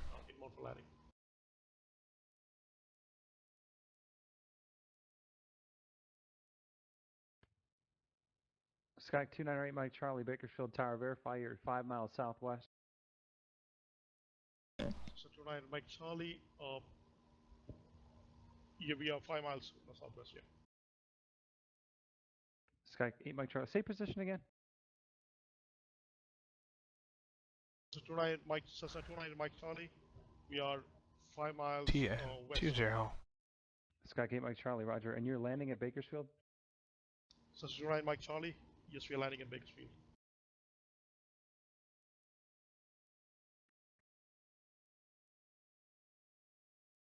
Cessna 298 Mike Charlie, roger. VFR descent at pilot's discretion, traffic 1 mile west of your position, same direction as the Diamond Twin Star at 1,500. Report that traffic in sight. Cessna 29 Mike Charlie, looking for traffic. Twin Star 7 Tango November, traffic ahead and to your right is a Skyhawk. Up high at 7,500. Enter left base, runway 30 right, cleared to land. Cessna 29 Mike Charlie, left base 30 right, clear to land, runway 30. Number 8 Mike Charlie, that was not for you. I'm trying to tell the other traffic behind you that you're in front of him. Diamond Star 7 Tango November, traffic ahead and to your right. Oh god, I love this. Real ATC. Super dope. 77 Tango November, negative contact yet.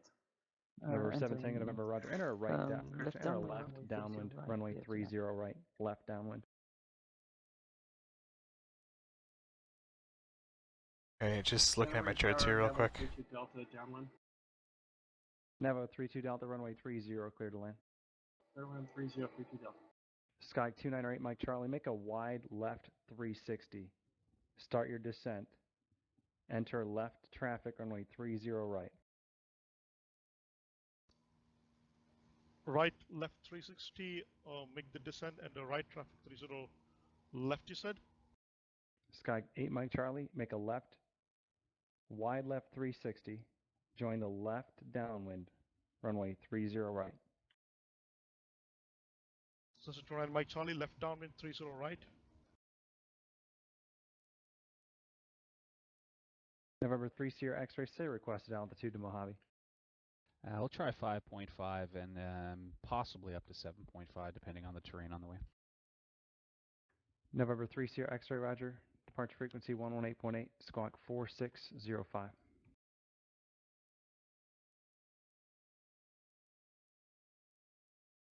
Okay, departure frequency 118.84605 for the Squawk 3 Sierra X-ray, and we're at the flight school near the base of the tower, actually ready for taxi.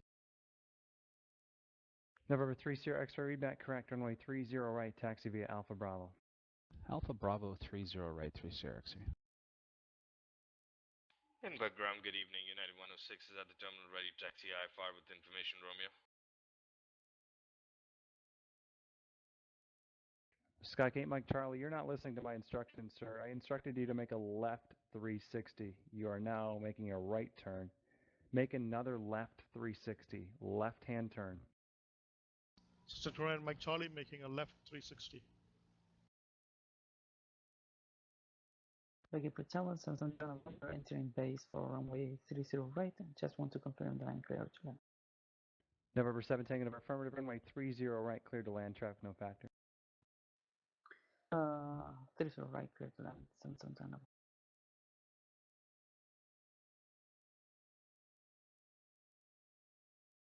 Alright, still gotta go through some stuff. Bear with me here. Ooh. Yeah, so some of these transmissions are overlapping because the way that Pilot Edge works is like it wouldn't be cost effective if you had one controller for every position, right? Because like at one airport alone, you're gonna have like 10. Sometimes, like at a larger airport, more than 10. And so yeah, so this is like much more intense, much more realistic, and you get some overlapping transmissions, which is actually really accurate to true life in terms of traffic. But they're often on different frequencies because you have a controller controlling more than one thing. No worries, taxi But it's really nice because that is exactly like real life, and you got to figure out how you can fit in, and sometimes it takes a while to fit in, which is no fun. This frequency, have a good day.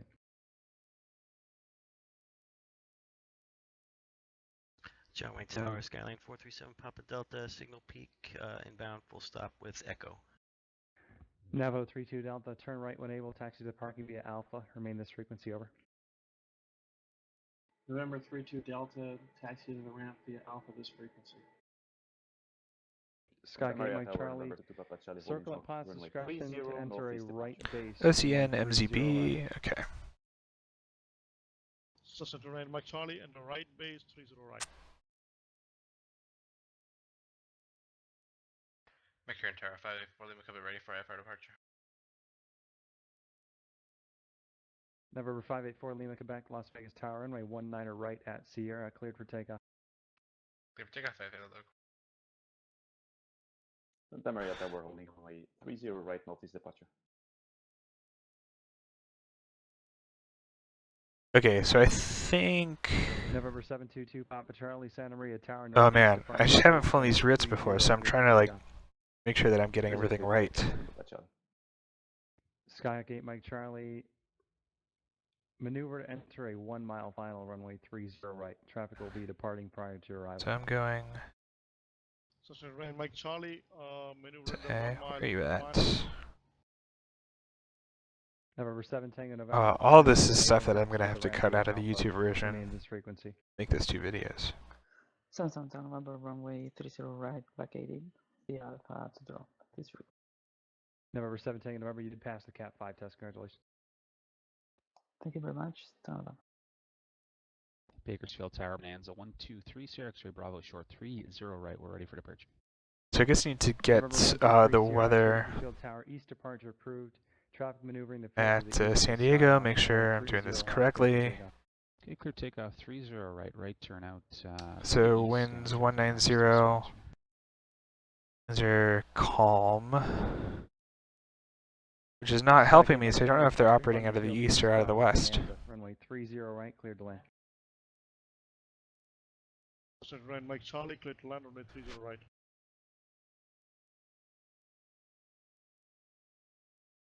John Wayne Tower 437 Papa Delta, I was unable to hear your instruction. I think you were stepped on. Could you repeat, please? That's November 437 Papa Delta, John Wayne Tower. Enter left downwind, runway 20 left.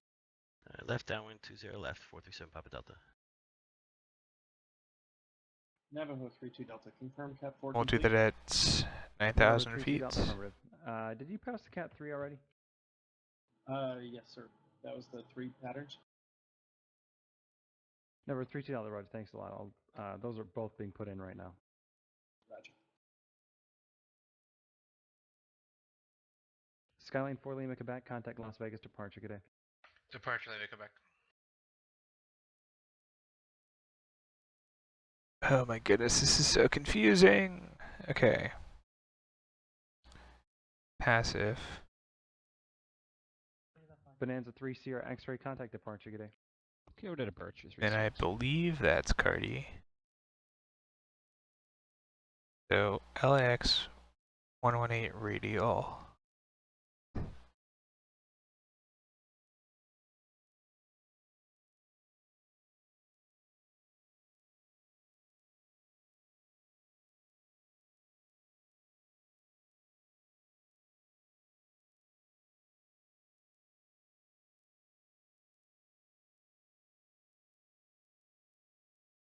Skyline 7 Papa Delta, runway 20 left, cleared to land. 20 left, clear to land, 7 Papa Delta. It's really confusing. Where's my 118? Since it's a 118 radial. Tower, November 77, November, leaving the frequency. Have a good. I don't know what I'm doing here. CSTN. I want the 19. San Francisco clearance, United 982, IFR to Burbank. United 982, San Francisco clearance delivery, clearance on request, standby.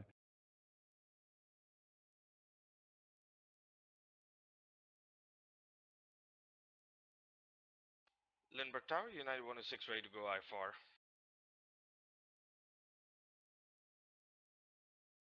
United 106, Lindbergh Tower, runway 27, cleared for takeoff. Cleared for takeoff, runway 27, United 106.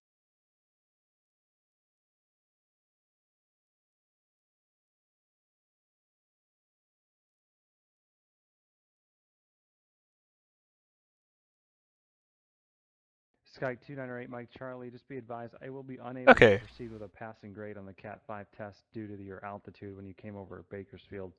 Unless you were restricted by the approach controller, you should have started a VFR descent well prior to reaching the destination.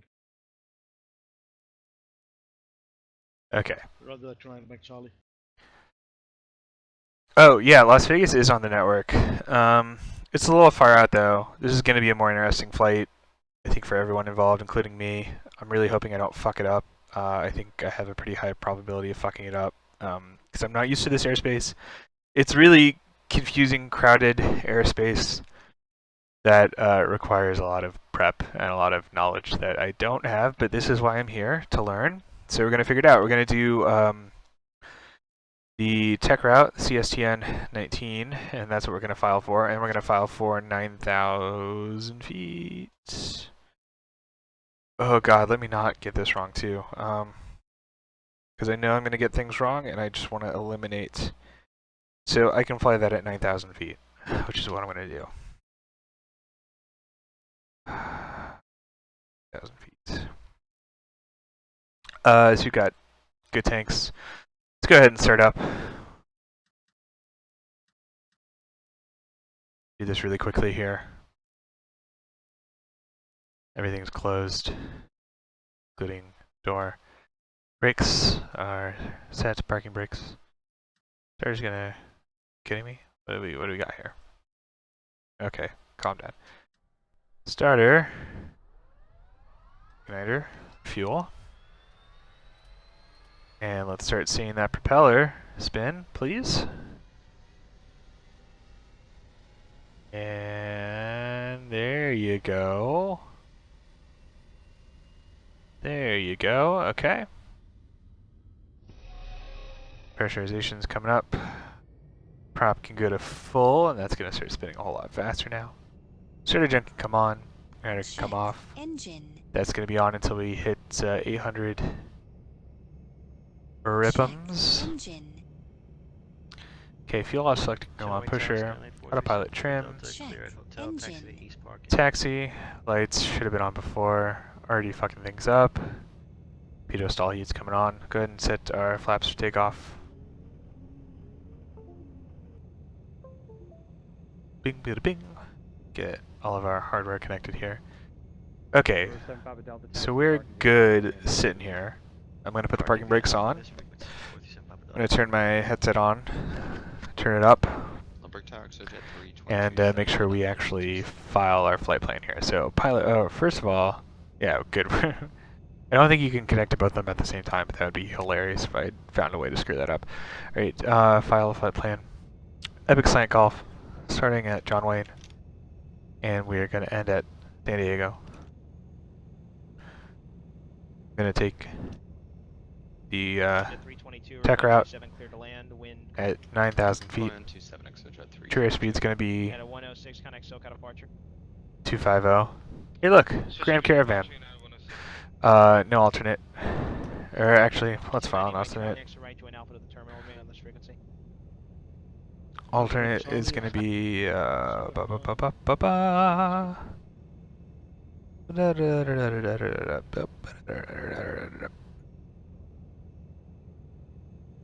Montgomery Gibbs Executive, Kilo Mike Yankee Foxtrot. Oh, Kilo Mike Yankee Foxtrot. Nova Marks, unroute hours. Can be 0 hours and 20 minutes. And we've got 2.5 hours of fuel. And we will file IFR. And so we're on John Wayne clearance. That's one thing I screwed up last time. So hopefully I won't make the same mistake twice. But I'm sure I will end up making some mistakes. So this will be really interesting.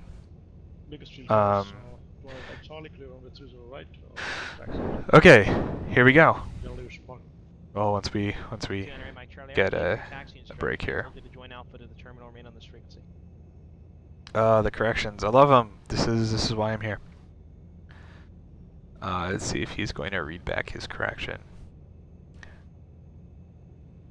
Central 8 Mike Jolly, we'll join Alpha. Also, my pad of paper's gone, and I really need that. Especially if I'm going to be doing this. Okay. Paper, pen, super important. Alright, cleared to Burbank via the Stick 3 departure. Cisco then is filed. Climb via SID and Squawk 336. So on the pad we have the word craft written top to bottom. C-R-A-F-T. C is for clearance, R is for route, A is for altitude, F is for frequency, and T is for transponder. And just right, my call sign. Oh, weather. Duh, we need to actually get the proper weather. So it is frequency. Here is 1348. So let's tune that in on number 2 here. See, already forgetting things. What did I say? 1348. Yeah, it's other way. Other way. Oh, come on, cursor. Freaking click area is so small. Okay, we're gonna go the other way. 22 is clear to the right. We're just parking north side. God. Okay, 1348. Okay, got ATIS. Gonna listen to COM 2. We're gonna mute COM 1. Information Juliet. 1500 Zulu weather. Wind 180 at 7. Visibility 10. 180, 7, 10. 13,500 view. 500. 5,500 broken. Temperature 19. Dew point -2. Altimeter 2982. Arriving and departing runway 09. Advise on initial contact you have Juliet. Okay, we've got Juliet. Go back to COM 1, not monitoring COM 2, Mike 1. Alright, so we've got the weather. They're leaving runway 9.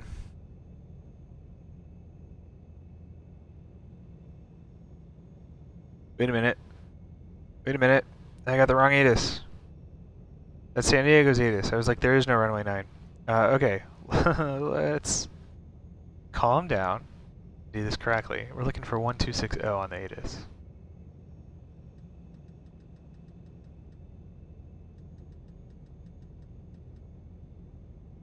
Yes, this is my second flight ever unpiloted, so obviously still have a little bit of nerves. So let's not fuck this up again. 1700 Zulu weather. Wind 180 at 7. Visibility 10. Sky conditions 13,500 view. Same weather. 5,500 broken. Temperature 19. Dew point -2. Altimeter 2982. Arriving and departing runways 20 right, 20 left. Advise on initial contact you have Juliet. Okay, so we've got Juliet for real this time. That's why we pay attention to what airport they're saying. So COM 2 off, COM 1 on, and we're back to John Wayne clearance. So we will make sure the frequency is clear, And then we'll make the following ready call. We'll say, John Wayne clearance, November 401 Tango Sierra. 23 Foxtrot, And for 20 do right. IFR San Diego. Foxtrot, downwind tower, runway 20 right, clear to land, wind 220, correction, wind calm. So put craft down again. Clear land 23 Foxtrot. John Wayne clearance, Epic 401 Tango Sierra with Juliet IFR San Diego. 401 Tango Sierra, John Wayne clearance on request, standby. Wow, you can hear it in my voice. I'm all nervous. I want to get it right. I don't like this. Hopefully I won't fuck up the actually copying the clearance. That would be nice.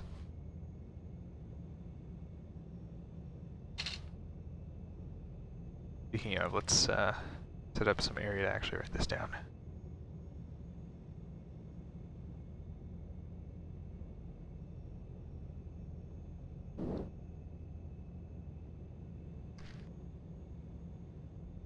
So one of the cool things about Pilot Edge is you actually get accurate TCAS data. So not only do I see where the people are in their altitude, but I also see actually where they're pointing. In Vatsim, it doesn't send all the right information, or at least not correctly formatted. So it doesn't look great. Anyways, thank you for the moral support. This is like, it's great because like, I know that I'm gonna get chewed out if I fuck up, which is just like in real life, which is perfect because these are the kind of things you have to deal with and also not screw up the actual aviating part. So I'm happy to have this chance to do that. So 2982 is the correct altimeter here. Let's set that both sides. Waiting on that clearance. Diddly do. Hopefully I didn't screw it up. 7 to 4 Ontario clearance. Advisory copy. Ready to copy, 7324. 59er 73 to form, cleared to the San Diego Lindbergh Field Airport via fly runway heading. Radar vectors Paradise, and then as filed. Climb maintain 4,000. Expect 9,000 in 5 minutes. Departure frequency 135.4. Squawk 2616. And Bonanza 59er 73 to form, cleared San Diego Lindbergh, runway heading, radar vectors Paradise as filed, 4,000 initial, 9,000 after 5, school, departure 135.4, squawk 2616, 734. 59er 73 to form, reback is correct. San Bernardino ground, Skyhawk 7274 Hotel at the FBO, looking for east departure, ready to taxi with the weather. Aircraft calling San Bernardino ground, say aircraft type and call sign one more time. Skyhawk 7274 Hotel, we're Cessna 172. Sky 2, correction 74 Hotel, roger. Said you're on the north side of the field? Yeah, we're right by the FBO.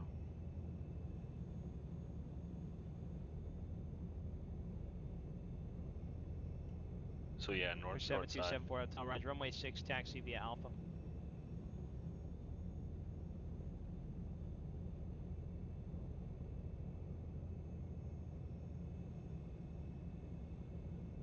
We're 7274 Hotel, runway 6, taxi via Alpha. Runway 6, taxi via Alpha, and this will be for the Cat 7.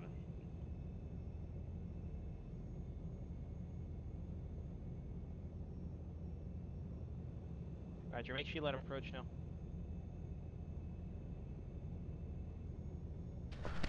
We'll call. No, don't go away.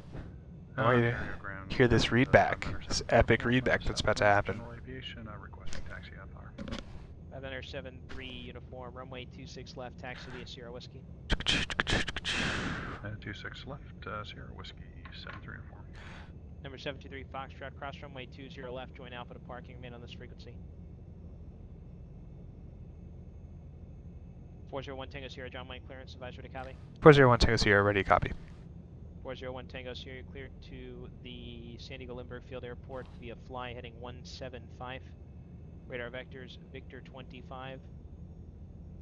And then as filed, climb maintain 5,000, expect 9,000 in 5 minutes.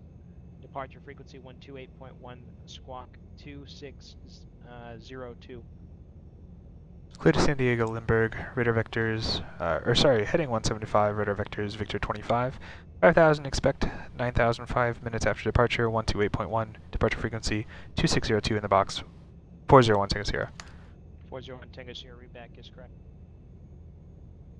Alright. Okay, so 2602, San Francisco ground, United 982, spot 8 with Adas Hotel. Go ahead and squawk altitude here. So, we're going to get radar vectors to Victor 25. San Francisco ground, runway 1 left, taxi via Alpha Mike 1. Taxi 1 left via Alpha Mike 1, United 982.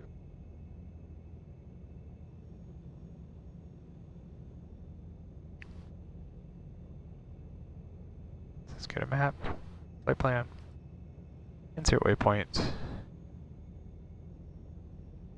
Kilo, Sierra November Alpha, insert waypoint. Oh, and I got the tech route right, which is great. Insert waypoint, PACF, PACIF.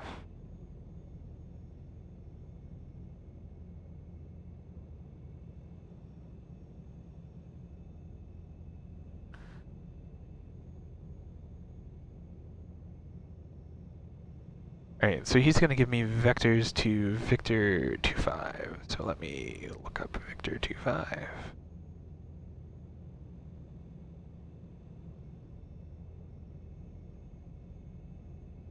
What?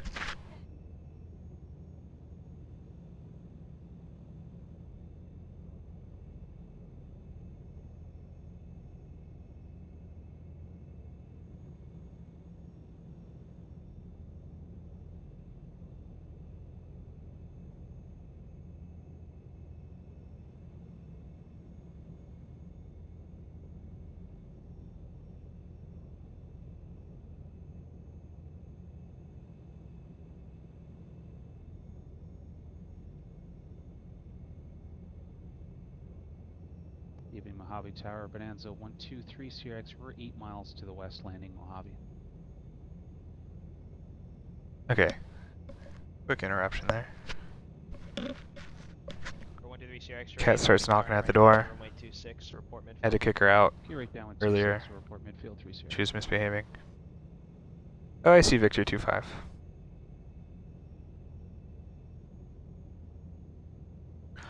Victor Victors. Victor 25.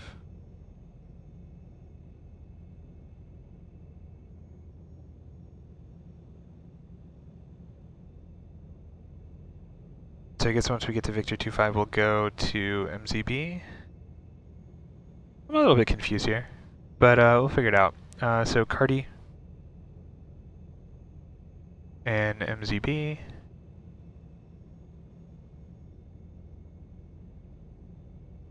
Mission Bay. And insert waypoint. Tower 3 CRX, please confirm, is that a right or a left downwind for 26? KSAN. That'd be a right downwind for runway 26. And 5,000 feet. Vertical speed mode. 2,500 feet per minute. Heading is going to be, what do you say, 175? Oop, there you go. 175. Henderson Ground, Mooney 423 charge. Fuel Charlie tank contract. switched. Okay, so we know where we're going, we know what we're doing, we know our altitude. Come on, we know we're going to be in heading mode, vertical speed up to 5,000, then we'll expect 9,000 within 5. Got our squawk code set. Let's go ahead and dial in our frequencies here. So, frequencies. Tower, we are on, they're departing 20 right and 20 left, so we're probably going to be coming up on the left-hand side. Is that right? Probably going to be more like 20 right to give us that. Okay, so we'll put in 126.8 as our tower frequency.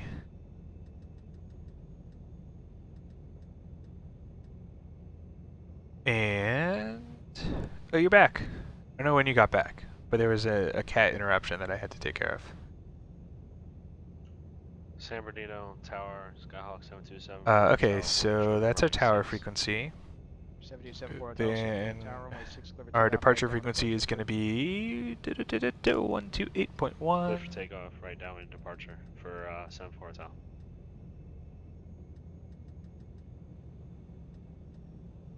Okay, so that's set up, and let's go ahead and set up our ground frequencies. We're on the east side of the ramp, so we want 120.8. Ontario Tower, Bonanza 5973 uniform at 26 left at Whiskey, ready for departure IFR. And what was our ATIS? It was 5973 okay, Sam. John Wayne, correction, Ontario Tower, runway 26 left, cleared for takeoff. 1348. And we're clear for takeoff 26 left, 5973 uniform. Which, we'll check the weather. I mean, it'll probably still be Juliet, but oh well. Other than that, so cool thing about Pilot Edge is it actually treats the radios normally in X-Plane, unlike Vatsim. So we can go ahead and switch to monitoring COM2 and speaking on COM2 with the mic 2 button here, which is great. That means we can monitor 2 frequencies at once, and we can talk to whichever one we want. So right now we've got ground set up on the COM2 side, and then we have our tower 126.8, as well as our departure frequency 128.1. And it's really nice to have all that set up there. So we've got our avionics set, and our aircraft is ready for taxi. Go ahead and release the parking brakes, put on the regular brakes. Switch the prop into beta mode for taxi. Go ahead and straighten our view up, and we'll go ahead and give them a call. But first, let me get my map up. So, John Wayne ground, know who we are, and we know where we're going.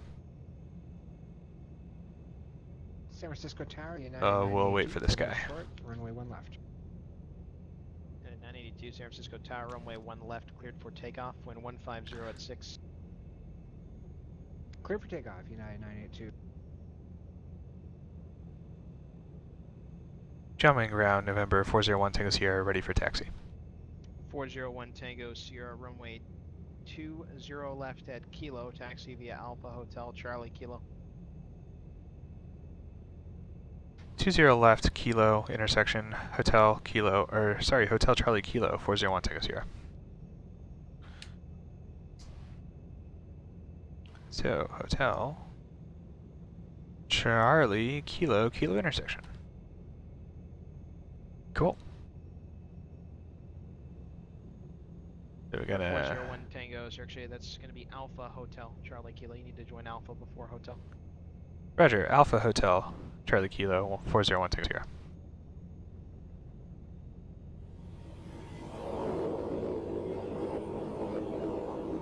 Niner 73 uniform, connect departure. Good flight. Departure good day, 73 uniform. That's Alpha. This is Hotel. And then that'll be Charlie. And let's slow down a little bit. We've got some nice Southwest aircraft over to our right. So one thing I did before joining Pilot Edge, or maybe right after I joined it, was download all, or not all, but a lot of the sceneries that are covered in the service area. So I believe I also got San Diego too, but I definitely got John Wayne here. This is a nice little scenery. Lobby Tower 3 Sierra X-ray is clear in Echo. Headed 982, connect NorCal departure. Over departure, United 982. Okay, so we've got ground 2 on COM 2, and then we've got our tower 126.8 on COM 1, as well as our departure frequency. Okay, parking by Charlie 3 Sierra X-ray. And we'll just go ahead and make our way here. 123 Sierra X-ray, unfortunately, due to your performance on the route, I'm going to have to pass you on the Cat 6 exam. Can't say I blame you. You're welcome, man. Yeah, so it's not all terrible on here. It's nice. These guys are nice, and they do a super good job. John Wayne Tower, Skyhawk 113 Foxtrot on the visual. Which is why I'm here. Or 123 Correction, 11. I'm sorry, aircraft calling John Wayne Tower. Man, Again, call sign. look at all that traffic. 113 Papa Foxtrot on the visual for 20 right. So we're almost on Kilo. November 113 Papa Foxtrot, John Wayne Tower, Roger. Oh, so he is going to give us the 20 left, which means we need to tune into the other tower frequency, which is... let's see, 20 left is 119.9.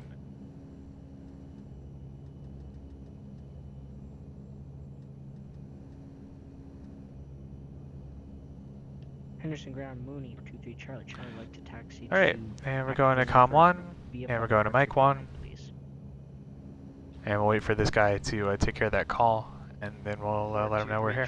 Charlie, Henderson Ground, Roger, standby.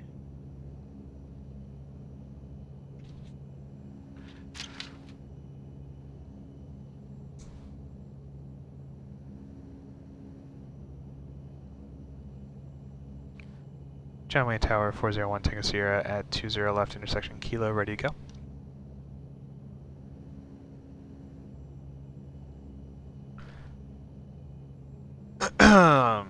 Should probably give me some shit for not just saying holding short.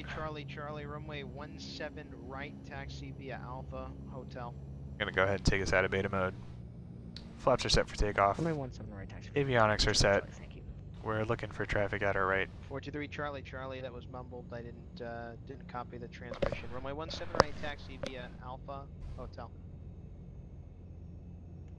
Runway 17 taxi via Alpha Hotel 423 Charlie, thank you. Interesting stats on MapQuest and cool. Also, you went to MapQuest. I haven't been to MapQuest in forever. Remember when you used to have to look up directions and print them out? We're 401 Tango Sierra, runway 20 left at Kilo, clear for takeoff. The wind calm. 20 left at Kilo, 401, clear for takeoff, 401 Tango Sierra. 113 Papa Fox. Okay. Kind of garbled that call, but that's okay. Alright, so we're going to make the most of this runway here. And we're going to go ahead and set our takeoff power right away. Well, that wasn't as right away as it could have been. Anyways, let's keep the center line here. Don't have much of a crosswind, just very light correction would be needed. And that's 100. So we're going to come up. Once we get to pattern altitude, we'll go ahead and make our left-hand turn to 175. Gear can come up, though. Gear up. And our flaps can come up.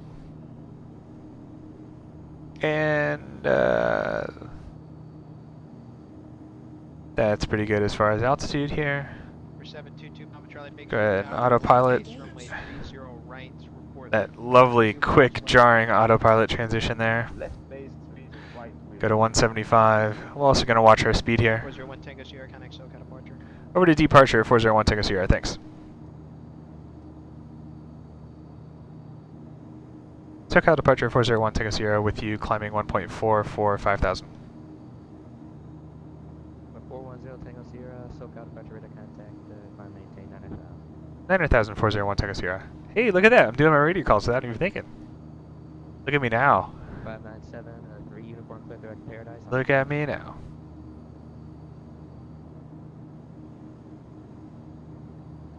Alright, so now let me get into map mode and for flight here and make sure I know what I'm doing. Because he's going to be putting me on Victor 25. That's we're getting vectors to Victor 25. So, let's fix this. We are clear up to 9,000. 19-4, good day. Alright, so this is going to be a quick flight. We're just going to be up in the air for about 15 minutes.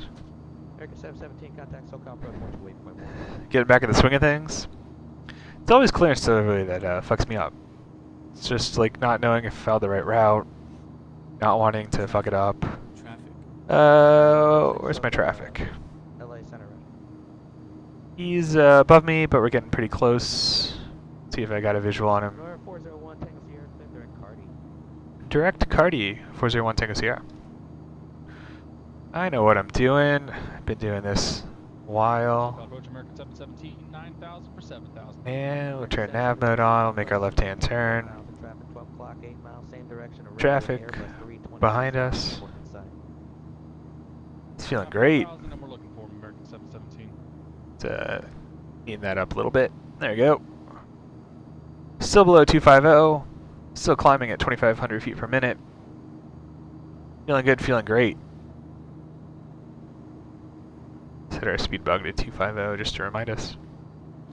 And that traffic's going to be passing behind us, not going to be a factor. We do have some traffic that is coming our direction at our altitude. But it looks like they're holding steady at that altitude, so we're climbing faster than they are. I'm also not that close to them. Is that them right there? I think that's them. No, that's not them. That's the other guy. Where's this guy? I don't know if I'm going to be able to see him. He's right off my nose. 106, turn left heading 180, vector for descent. But I can see that I am above him. Also, that guy's turning. I love that you can actually see this in real time. So many great things about Pilot Edge, including this real-time TCAS that's actually accurate, that looks like it should. Actually, I think for Pilot Edge might even pass that information to ForeFlight, although I'm not 100% sure, and now that I say that, that sounds like that might not be true. But I have a feeling that it does. I think that might be one of those things. Road 388, nice work. Contact Long Beach Tower 100.4. We'll see you. Maybe not. I don't know. I don't see any traffic on here.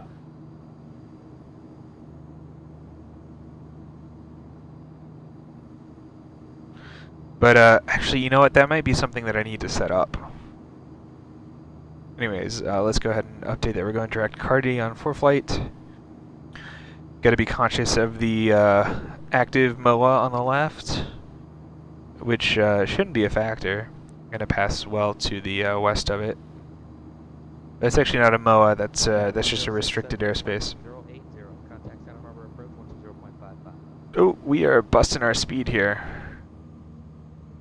Did not catch that on the level off. Let's fix that right quick. Oh, engine not like being adjusted that quickly. Alright, well, we did screw something up, so that's good. Always pay attention to the speed. Anyways, that's a little bit better. So, we're just hanging here at 9,000 feet, going direct CARD. Got traffic above us, opposite direction. Where is he though? Looking for him. Looking for him and I don't see him. Santa Barbara approach, roger. Expect visual approach runway 25.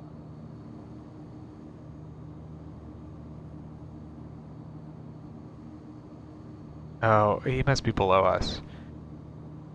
Oh, yeah, because we're 1,500 feet below us. He's not 1,500 feet below, above us. Oh, 717. That's Catstrader. I've got the traffic. I don't have the traffic, but I see him on TCAS. He's not going to be an issue. Oh, where's Catstrader going? Number 401 Tango Sierra, contact SoCal approach 119.6. 119.6, 1 Tango Sierra, see ya.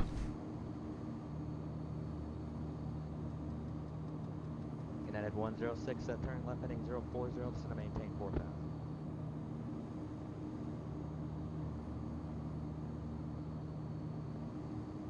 7274 hotel traffic, 2 o'clock, and 2 miles. I gotta see where Catstrader's going. Fuel tank switched. SoCal approach 401 Tango Sierra with you, level 9,000.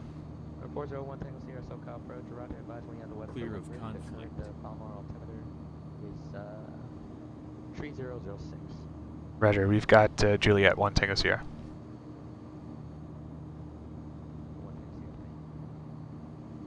And we do have Juliet from earlier, which is great. So let's go ahead and start getting some other frequencies here so I don't have to think about it. Let's go make sure we're looking at KSAN. Frequencies, we're already on our west approach frequency, which is 119.8. And our tower frequency is going to be 118.3. Actually, I want to put that here.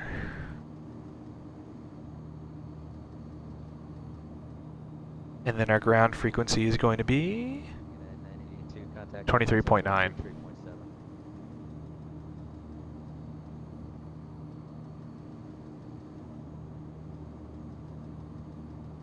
And yeah, so some airplanes do have an auto throttle that manages the speed for them. This aircraft does not. That's a pretty fancy schmancy thing.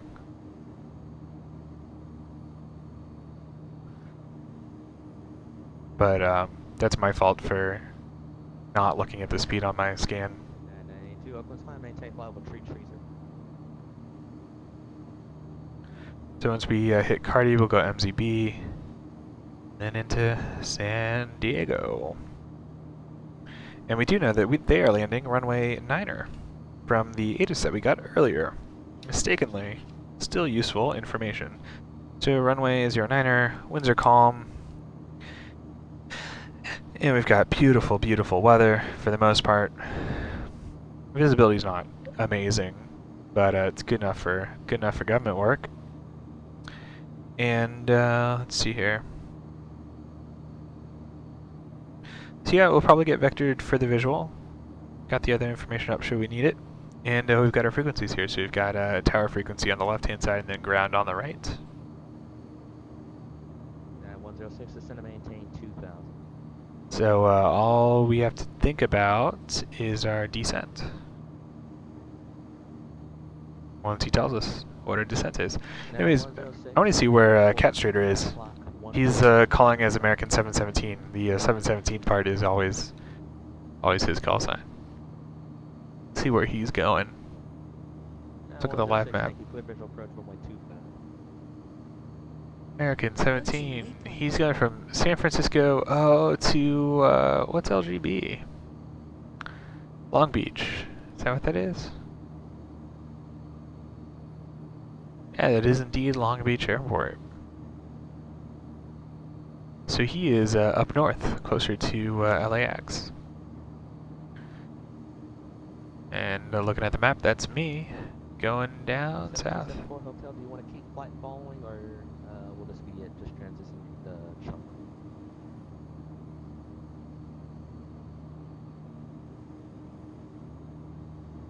There's our right-hand turn to MZB. So I think that's his second flight of the night, so and he's getting pretty close. Maybe? Yeah, because it's kind of late, isn't it? It's already 10:42 at night. Doesn't feel that late for some reason. Well, no problem. The field is, we'll be at your 12 o'clock. But yeah, he's a cool guy. He's in Boston. He streams every Friday. Sometimes on the weekends too, especially for like a major event. So we got another aircraft popping up on the TCAS here.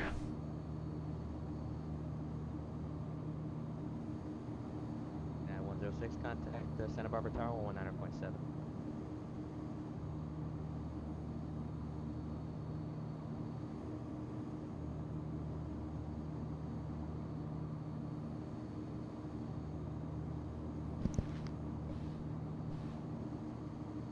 So those guys are low, 4,500. Probably won't be able to see them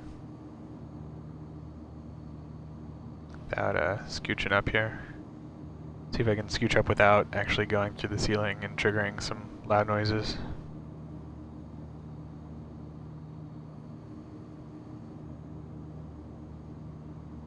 Yeah, traffic's nice and hard to see.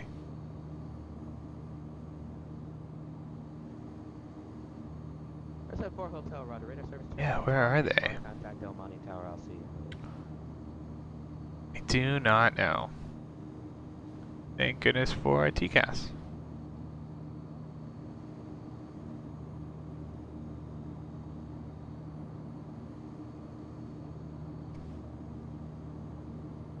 So we're almost due for a new weather update in San Diego. See, last update was 52 minutes ago. Usually update it hourly, so.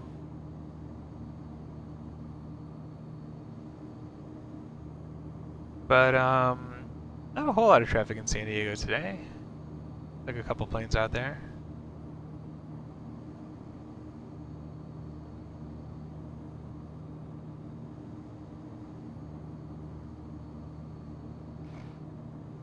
That's a good song. Solid reference. Sorry, I just got that.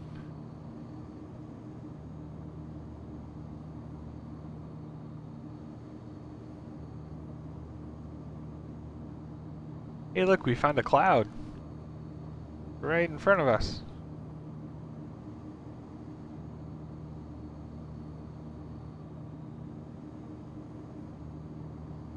Let's look at the satellite picture. Is that accurate? Is Real World Weather Connector doing its job, placing that cloud correctly? I don't really know, I can't tell. I don't think so. I don't think there's any clouds near San Francisco. Or San Diego, rather. 401 Tango Sierra, center maintain 5,000. 5,000, 401 Tango Sierra. 1 Tango Sierra, also expect visual approach runway 27. We'll expect the visual to 27, 1 Tango Sierra. Oh, so they are going 27, not 90, or 09er. So 5,000, vertical speed. A nice quick descent, because we can. Or 584 Lima, Quebec, contact LA. Really keep the throttle down. That would be amazing cloud accuracy, but that's theoretically what Real World Connector is supposed to do. It's supposed to draw clouds based on their actual positions. And I was kind of hoping there was some funkiness where like it literally translated satellite information into like real position. I kind of thought that's what it did, but I don't know. Direct the John Wayne Airport, correct? But yeah, we just have this rogue cloud.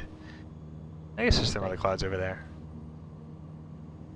That's a military base over there. That's the Marine Corps Air Station Miramar, I believe.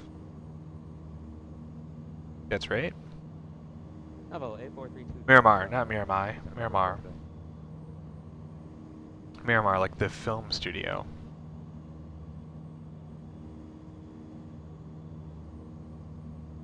Approaching waypoint. Hey, what's that over there? That's San Diego Airport. Roger, squawk 400. That's what that is. It's San Diego International.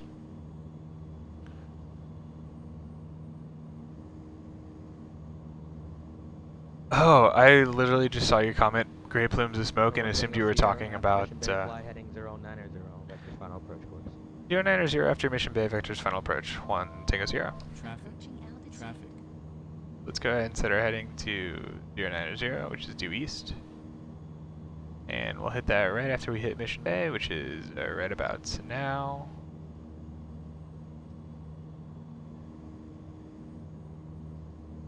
And we are currently at 5,000 feet. Navo 32 Delta 4001.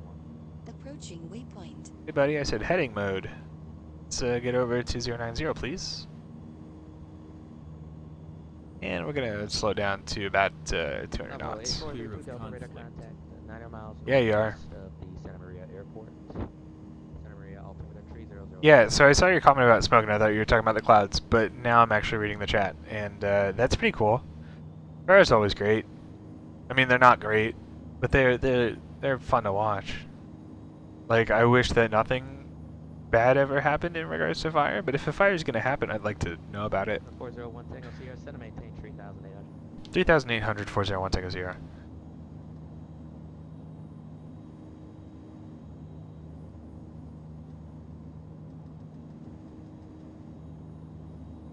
And again, watch that speed. Traffic's not even close to being a factor. Calm down, airplane. Anyways, yeah, that's the cool thing about SoCal. Like, it's a fairly dense area, so a lot of things are recognizable. Clear of conflict. You know, especially around like LAX or something like that.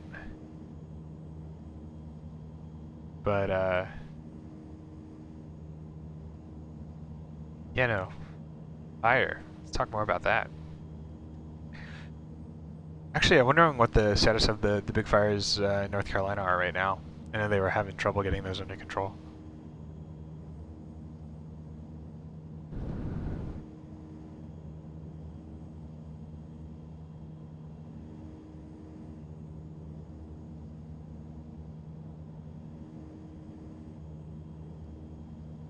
So we're doing a respectable 186 knots. in the terminal area. Teeny bit faster than spec. Alright, while we're hanging out here, let me get the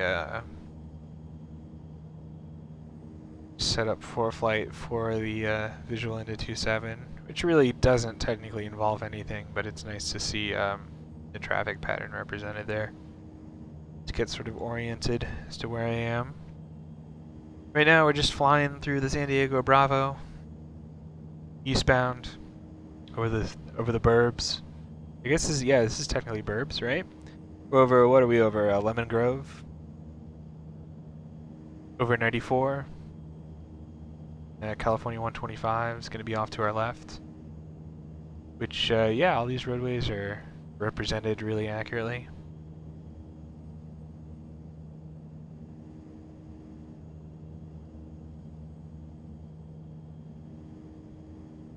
Which is awesome. That's one of the great things about how X-Plane does the auto-gen scenery, is the roads are based on real-world roads. Turn right heading 160.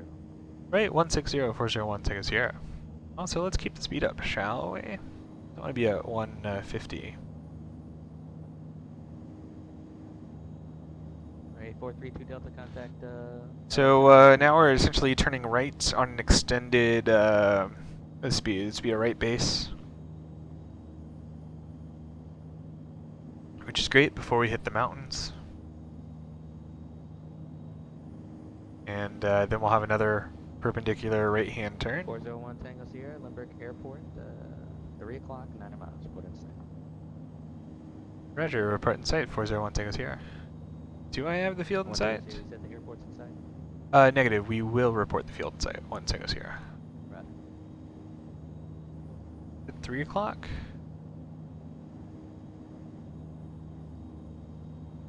Alright, 8432 Delta, LS Don't think that's where the field is. 401 Tango Sierra, turn right heading 230. Right, 230, 1 Tango Sierra.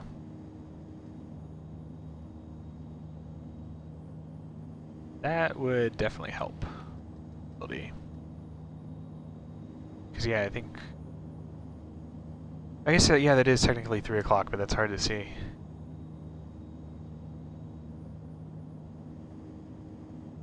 Let's go down a little bit. There we go, I can just barely make it out. Approach 401 Tango Sierra has the field in sight. 401 Tango Sierra, clear visual approach runway 27. Good on the visual, 27, San Diego 1 Tango Sierra. Okay, getting a little too casual with my radio calls there to actually think about what I'm doing. Let's also keep the speed down to 150, which is what I said. And we need to go northwest. There's the runway. Let's go ahead and ditch autopilot. Autopilot disconnect. Ditch the flight director too while we're at it. Who needs him?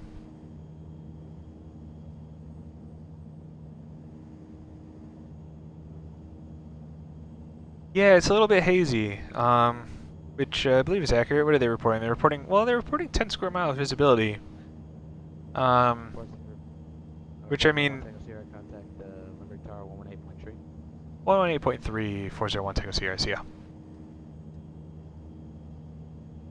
Limburg Tower, 401 Tango Sierra with you on the visual 27. Fuel tank switched. But, I mean, haze is definitely right. But yeah, I mean, we're a little within 10 miles. Limburg Tower, runway 27, clear land. Runway 27, clear land, 401 Tango Sierra. Okay, so we've got landing clearance. We're on about a 5.5 mile final. Go ahead and slap the gear down. Gear down.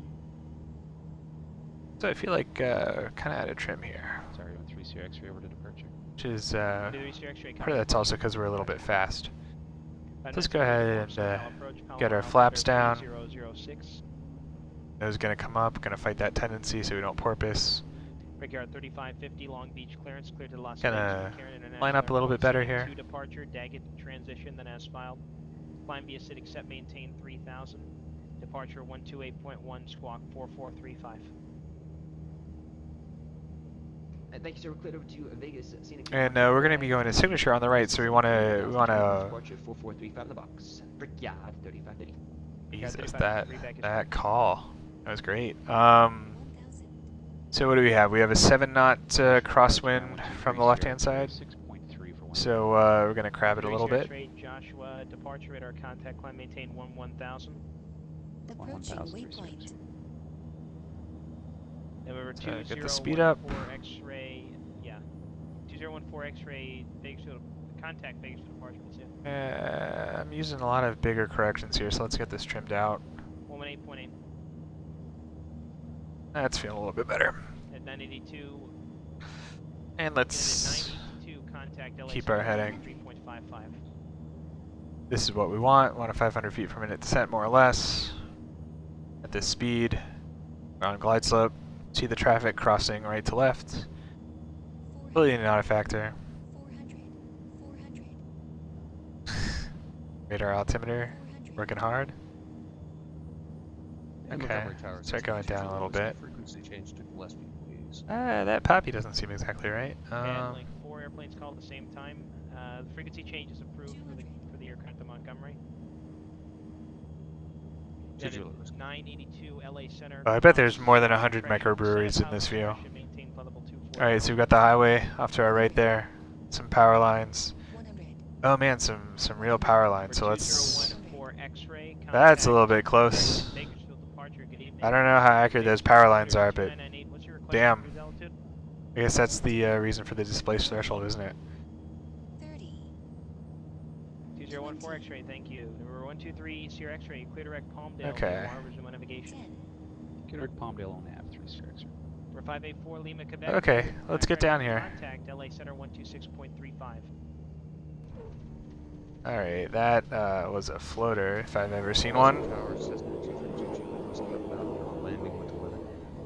For 584 Lima, Quebec, contact LA Center 126.35. Okay. Figure out where we can get off here. Gillespie Tower, Cessna 232 Juliet. Right here. Oh, okay. That was maybe not the best idea. Calling Gillespie Tower second. Gillespie Tower, Cessna 232 Juliet Whiskey inbound for landing with the weather. Okay, so once we get clear this ILS hold shoreline, which we are now. I'm just over your airspace, about 5 miles south. Beta mode southwest. stays on. Left can come on. Juliet Whiskey, enter left downwind, runway 27 right. Left downwind for 27 right. And unlike when you're going to takeoff, you can't switch to ground automatically. So we're going to give tower a call in a second.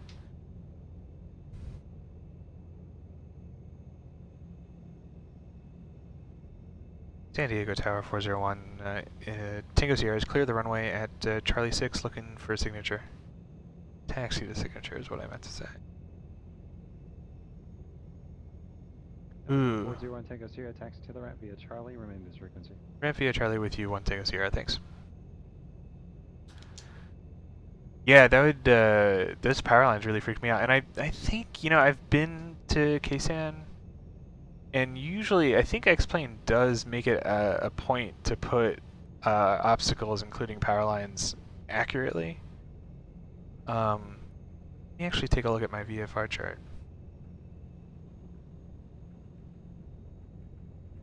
I might not get that close to the runway. Maybe it does.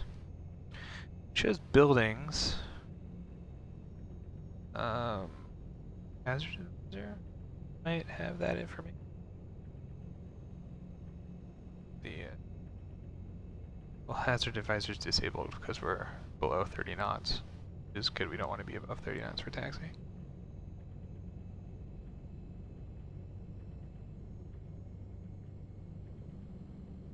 Nice fast taxi to the ramp. Anyway, so yeah, we do have San Diego scenery, which is quite nice. Including those big ass power lines, which we will look at the replay because I want to see if I hit those and fucked up. Because I definitely landed short. I mean, well, I landed fine, but Whiskey Tower, I had a huge displaced threshold that I guess I wasn't mentally prepared for. And so my touchdown point that I was looking at was, closer to the threshold. And I guess I was, subconsciously pushing myself below the glide slope when I shouldn't have been. Because I wanted to be below the glide slope because I wanted to land earlier. Because I wanted to get into here faster. But I think I did so. Yeah, this is exactly what I remember because there's the parking garage there. Stood on top of there and taken plane photos a few times. All right, let's slow down right quick and hop in here.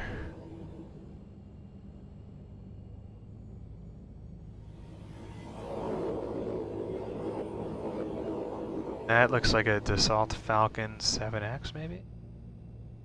Yeah, it is. Love me some Dassault Falcons. There's a really great one that I saw when I was flying out of Chicago Executive. I think it's like a 2 or a 3. Like a real stubby little Falcon, and it's great. It looks like a cartoon. Anyways, we're gonna pull up roughly parallel of this guy. Come on, you can go a little further. Don't do that to me, plane. And just right in front of the non-movement area. Okay. So out of beta mode. Feather the prop down. And mixture all the way down. Set our parking brake. Ah, gosh, darn it.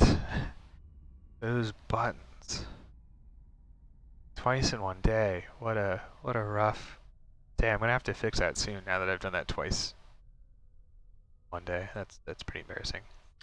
We did have our flaps up already, which is great. Go ahead and get our lights off. All of our systems can come off. Get our fuel cut off. Good evening, Brickyard, 3550 short of Lima. That was a great radio call, but I had to shut the plane down. Okay, flags and chocks. Door open. Beauty. Cool, so that's the end of that flight. So let's disconnect really quick. I really want to see if I hit those power lines because I'm pretty sure that I did. And I'm going to go ahead and say that those are accurately placed. I know that parking garage is accurately placed, so if they've got that level of detail down, then those power lines are probably accurate. Let's see here. Aircraft. So wait, make sure I'm disconnected from Pilot Edge. Disconnected. Because that would be shitty if I did a replay right in front of them. Okay, we can start from here. So here we are. Our door slowly closing on final approach. Super accurately, like the real thing. So yeah, let's see. This is, I think, when we're still... Let me jump into the cockpit here. Yeah, so we're on glide slope here. And I think this is right where I start dipping down below glide slope. Yeah. Because I'm like, oh, the runway's right there. But that was a mistake. That was a big mistake. So let's see. Toggle. Okay, we'll do slow motion a little later because that's nice and slow. Certainly gave the folks at the parking garage a good scare. Although that is prime real estate for plane photographers. So let's see how I did here. Because this is, I noticed the power lines, and I shallowed my descent. I mean, we cleared them. We cleared them. I wouldn't say by a whole lot. And then watch this floater here. So actually, I wanna look at that again, because that's like nice and close. Especially like from my perspective, like that's when I added some power and shallowed it. Oh, did I not shallow it out yet? Oh, that was a slow reaction too. And then look at that. Oh, so close. Amazing place to put power lines. Anyways, and so then I'm like, oh, this is displaced threshold. Please don't land here. Please don't land here. Got a nice nose up attitude. And then I just float and float and float and floats. And I guess, you know what, I get it down in a reasonable location.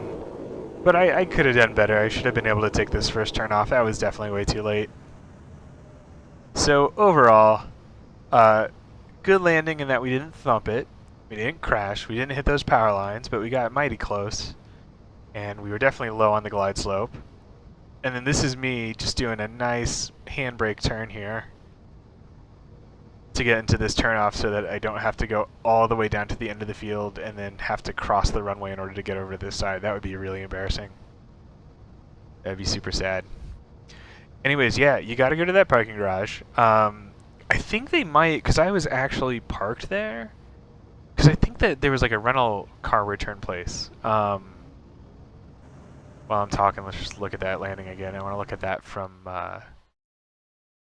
where is you? Is Beacon Tower. There you go, nice little telephoto lens view. Look at all that compression. Gotta love it. Yeah, I think, you know, a lot of photographers go there, so I don't know how restricted it is. I think I had actually had to park there for some reason, so it was good, but I don't know, because it seems like there would just be a million people there. You can't walk there from the terminal, I don't think. Like, it's still relatively far away. I'll give you a bird's eye view. There we are, just floating it. And then I was like, hey, I want to go down. And then we go down. And then that's me missing my beautiful turnoff. Ugh. Alright. Still a fine landing. Just not as accurate as it should have been. And now we're going to hear that sound again. Alright, let's get out of replay mode really quick. Let's do a free camera, and let's just zoom up. So the terminal is on the other side, first of all. So the terminal is over here, over by the water. Oh man, this is all coming back to me. So it's over by the water in this highway, and then so all the way across the field and like towards the city is where those parking garages are. So from the parking garage, you have to go all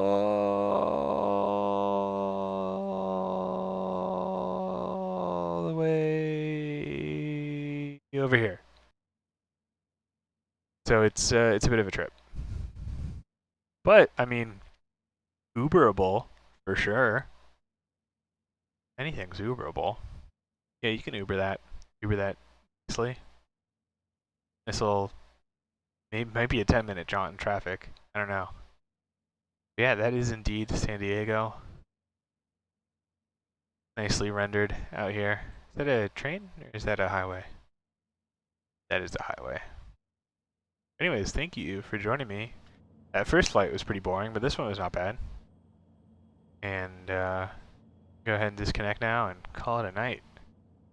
Thank you much for joining, and whoever else ends up tuning into this, that is all for now.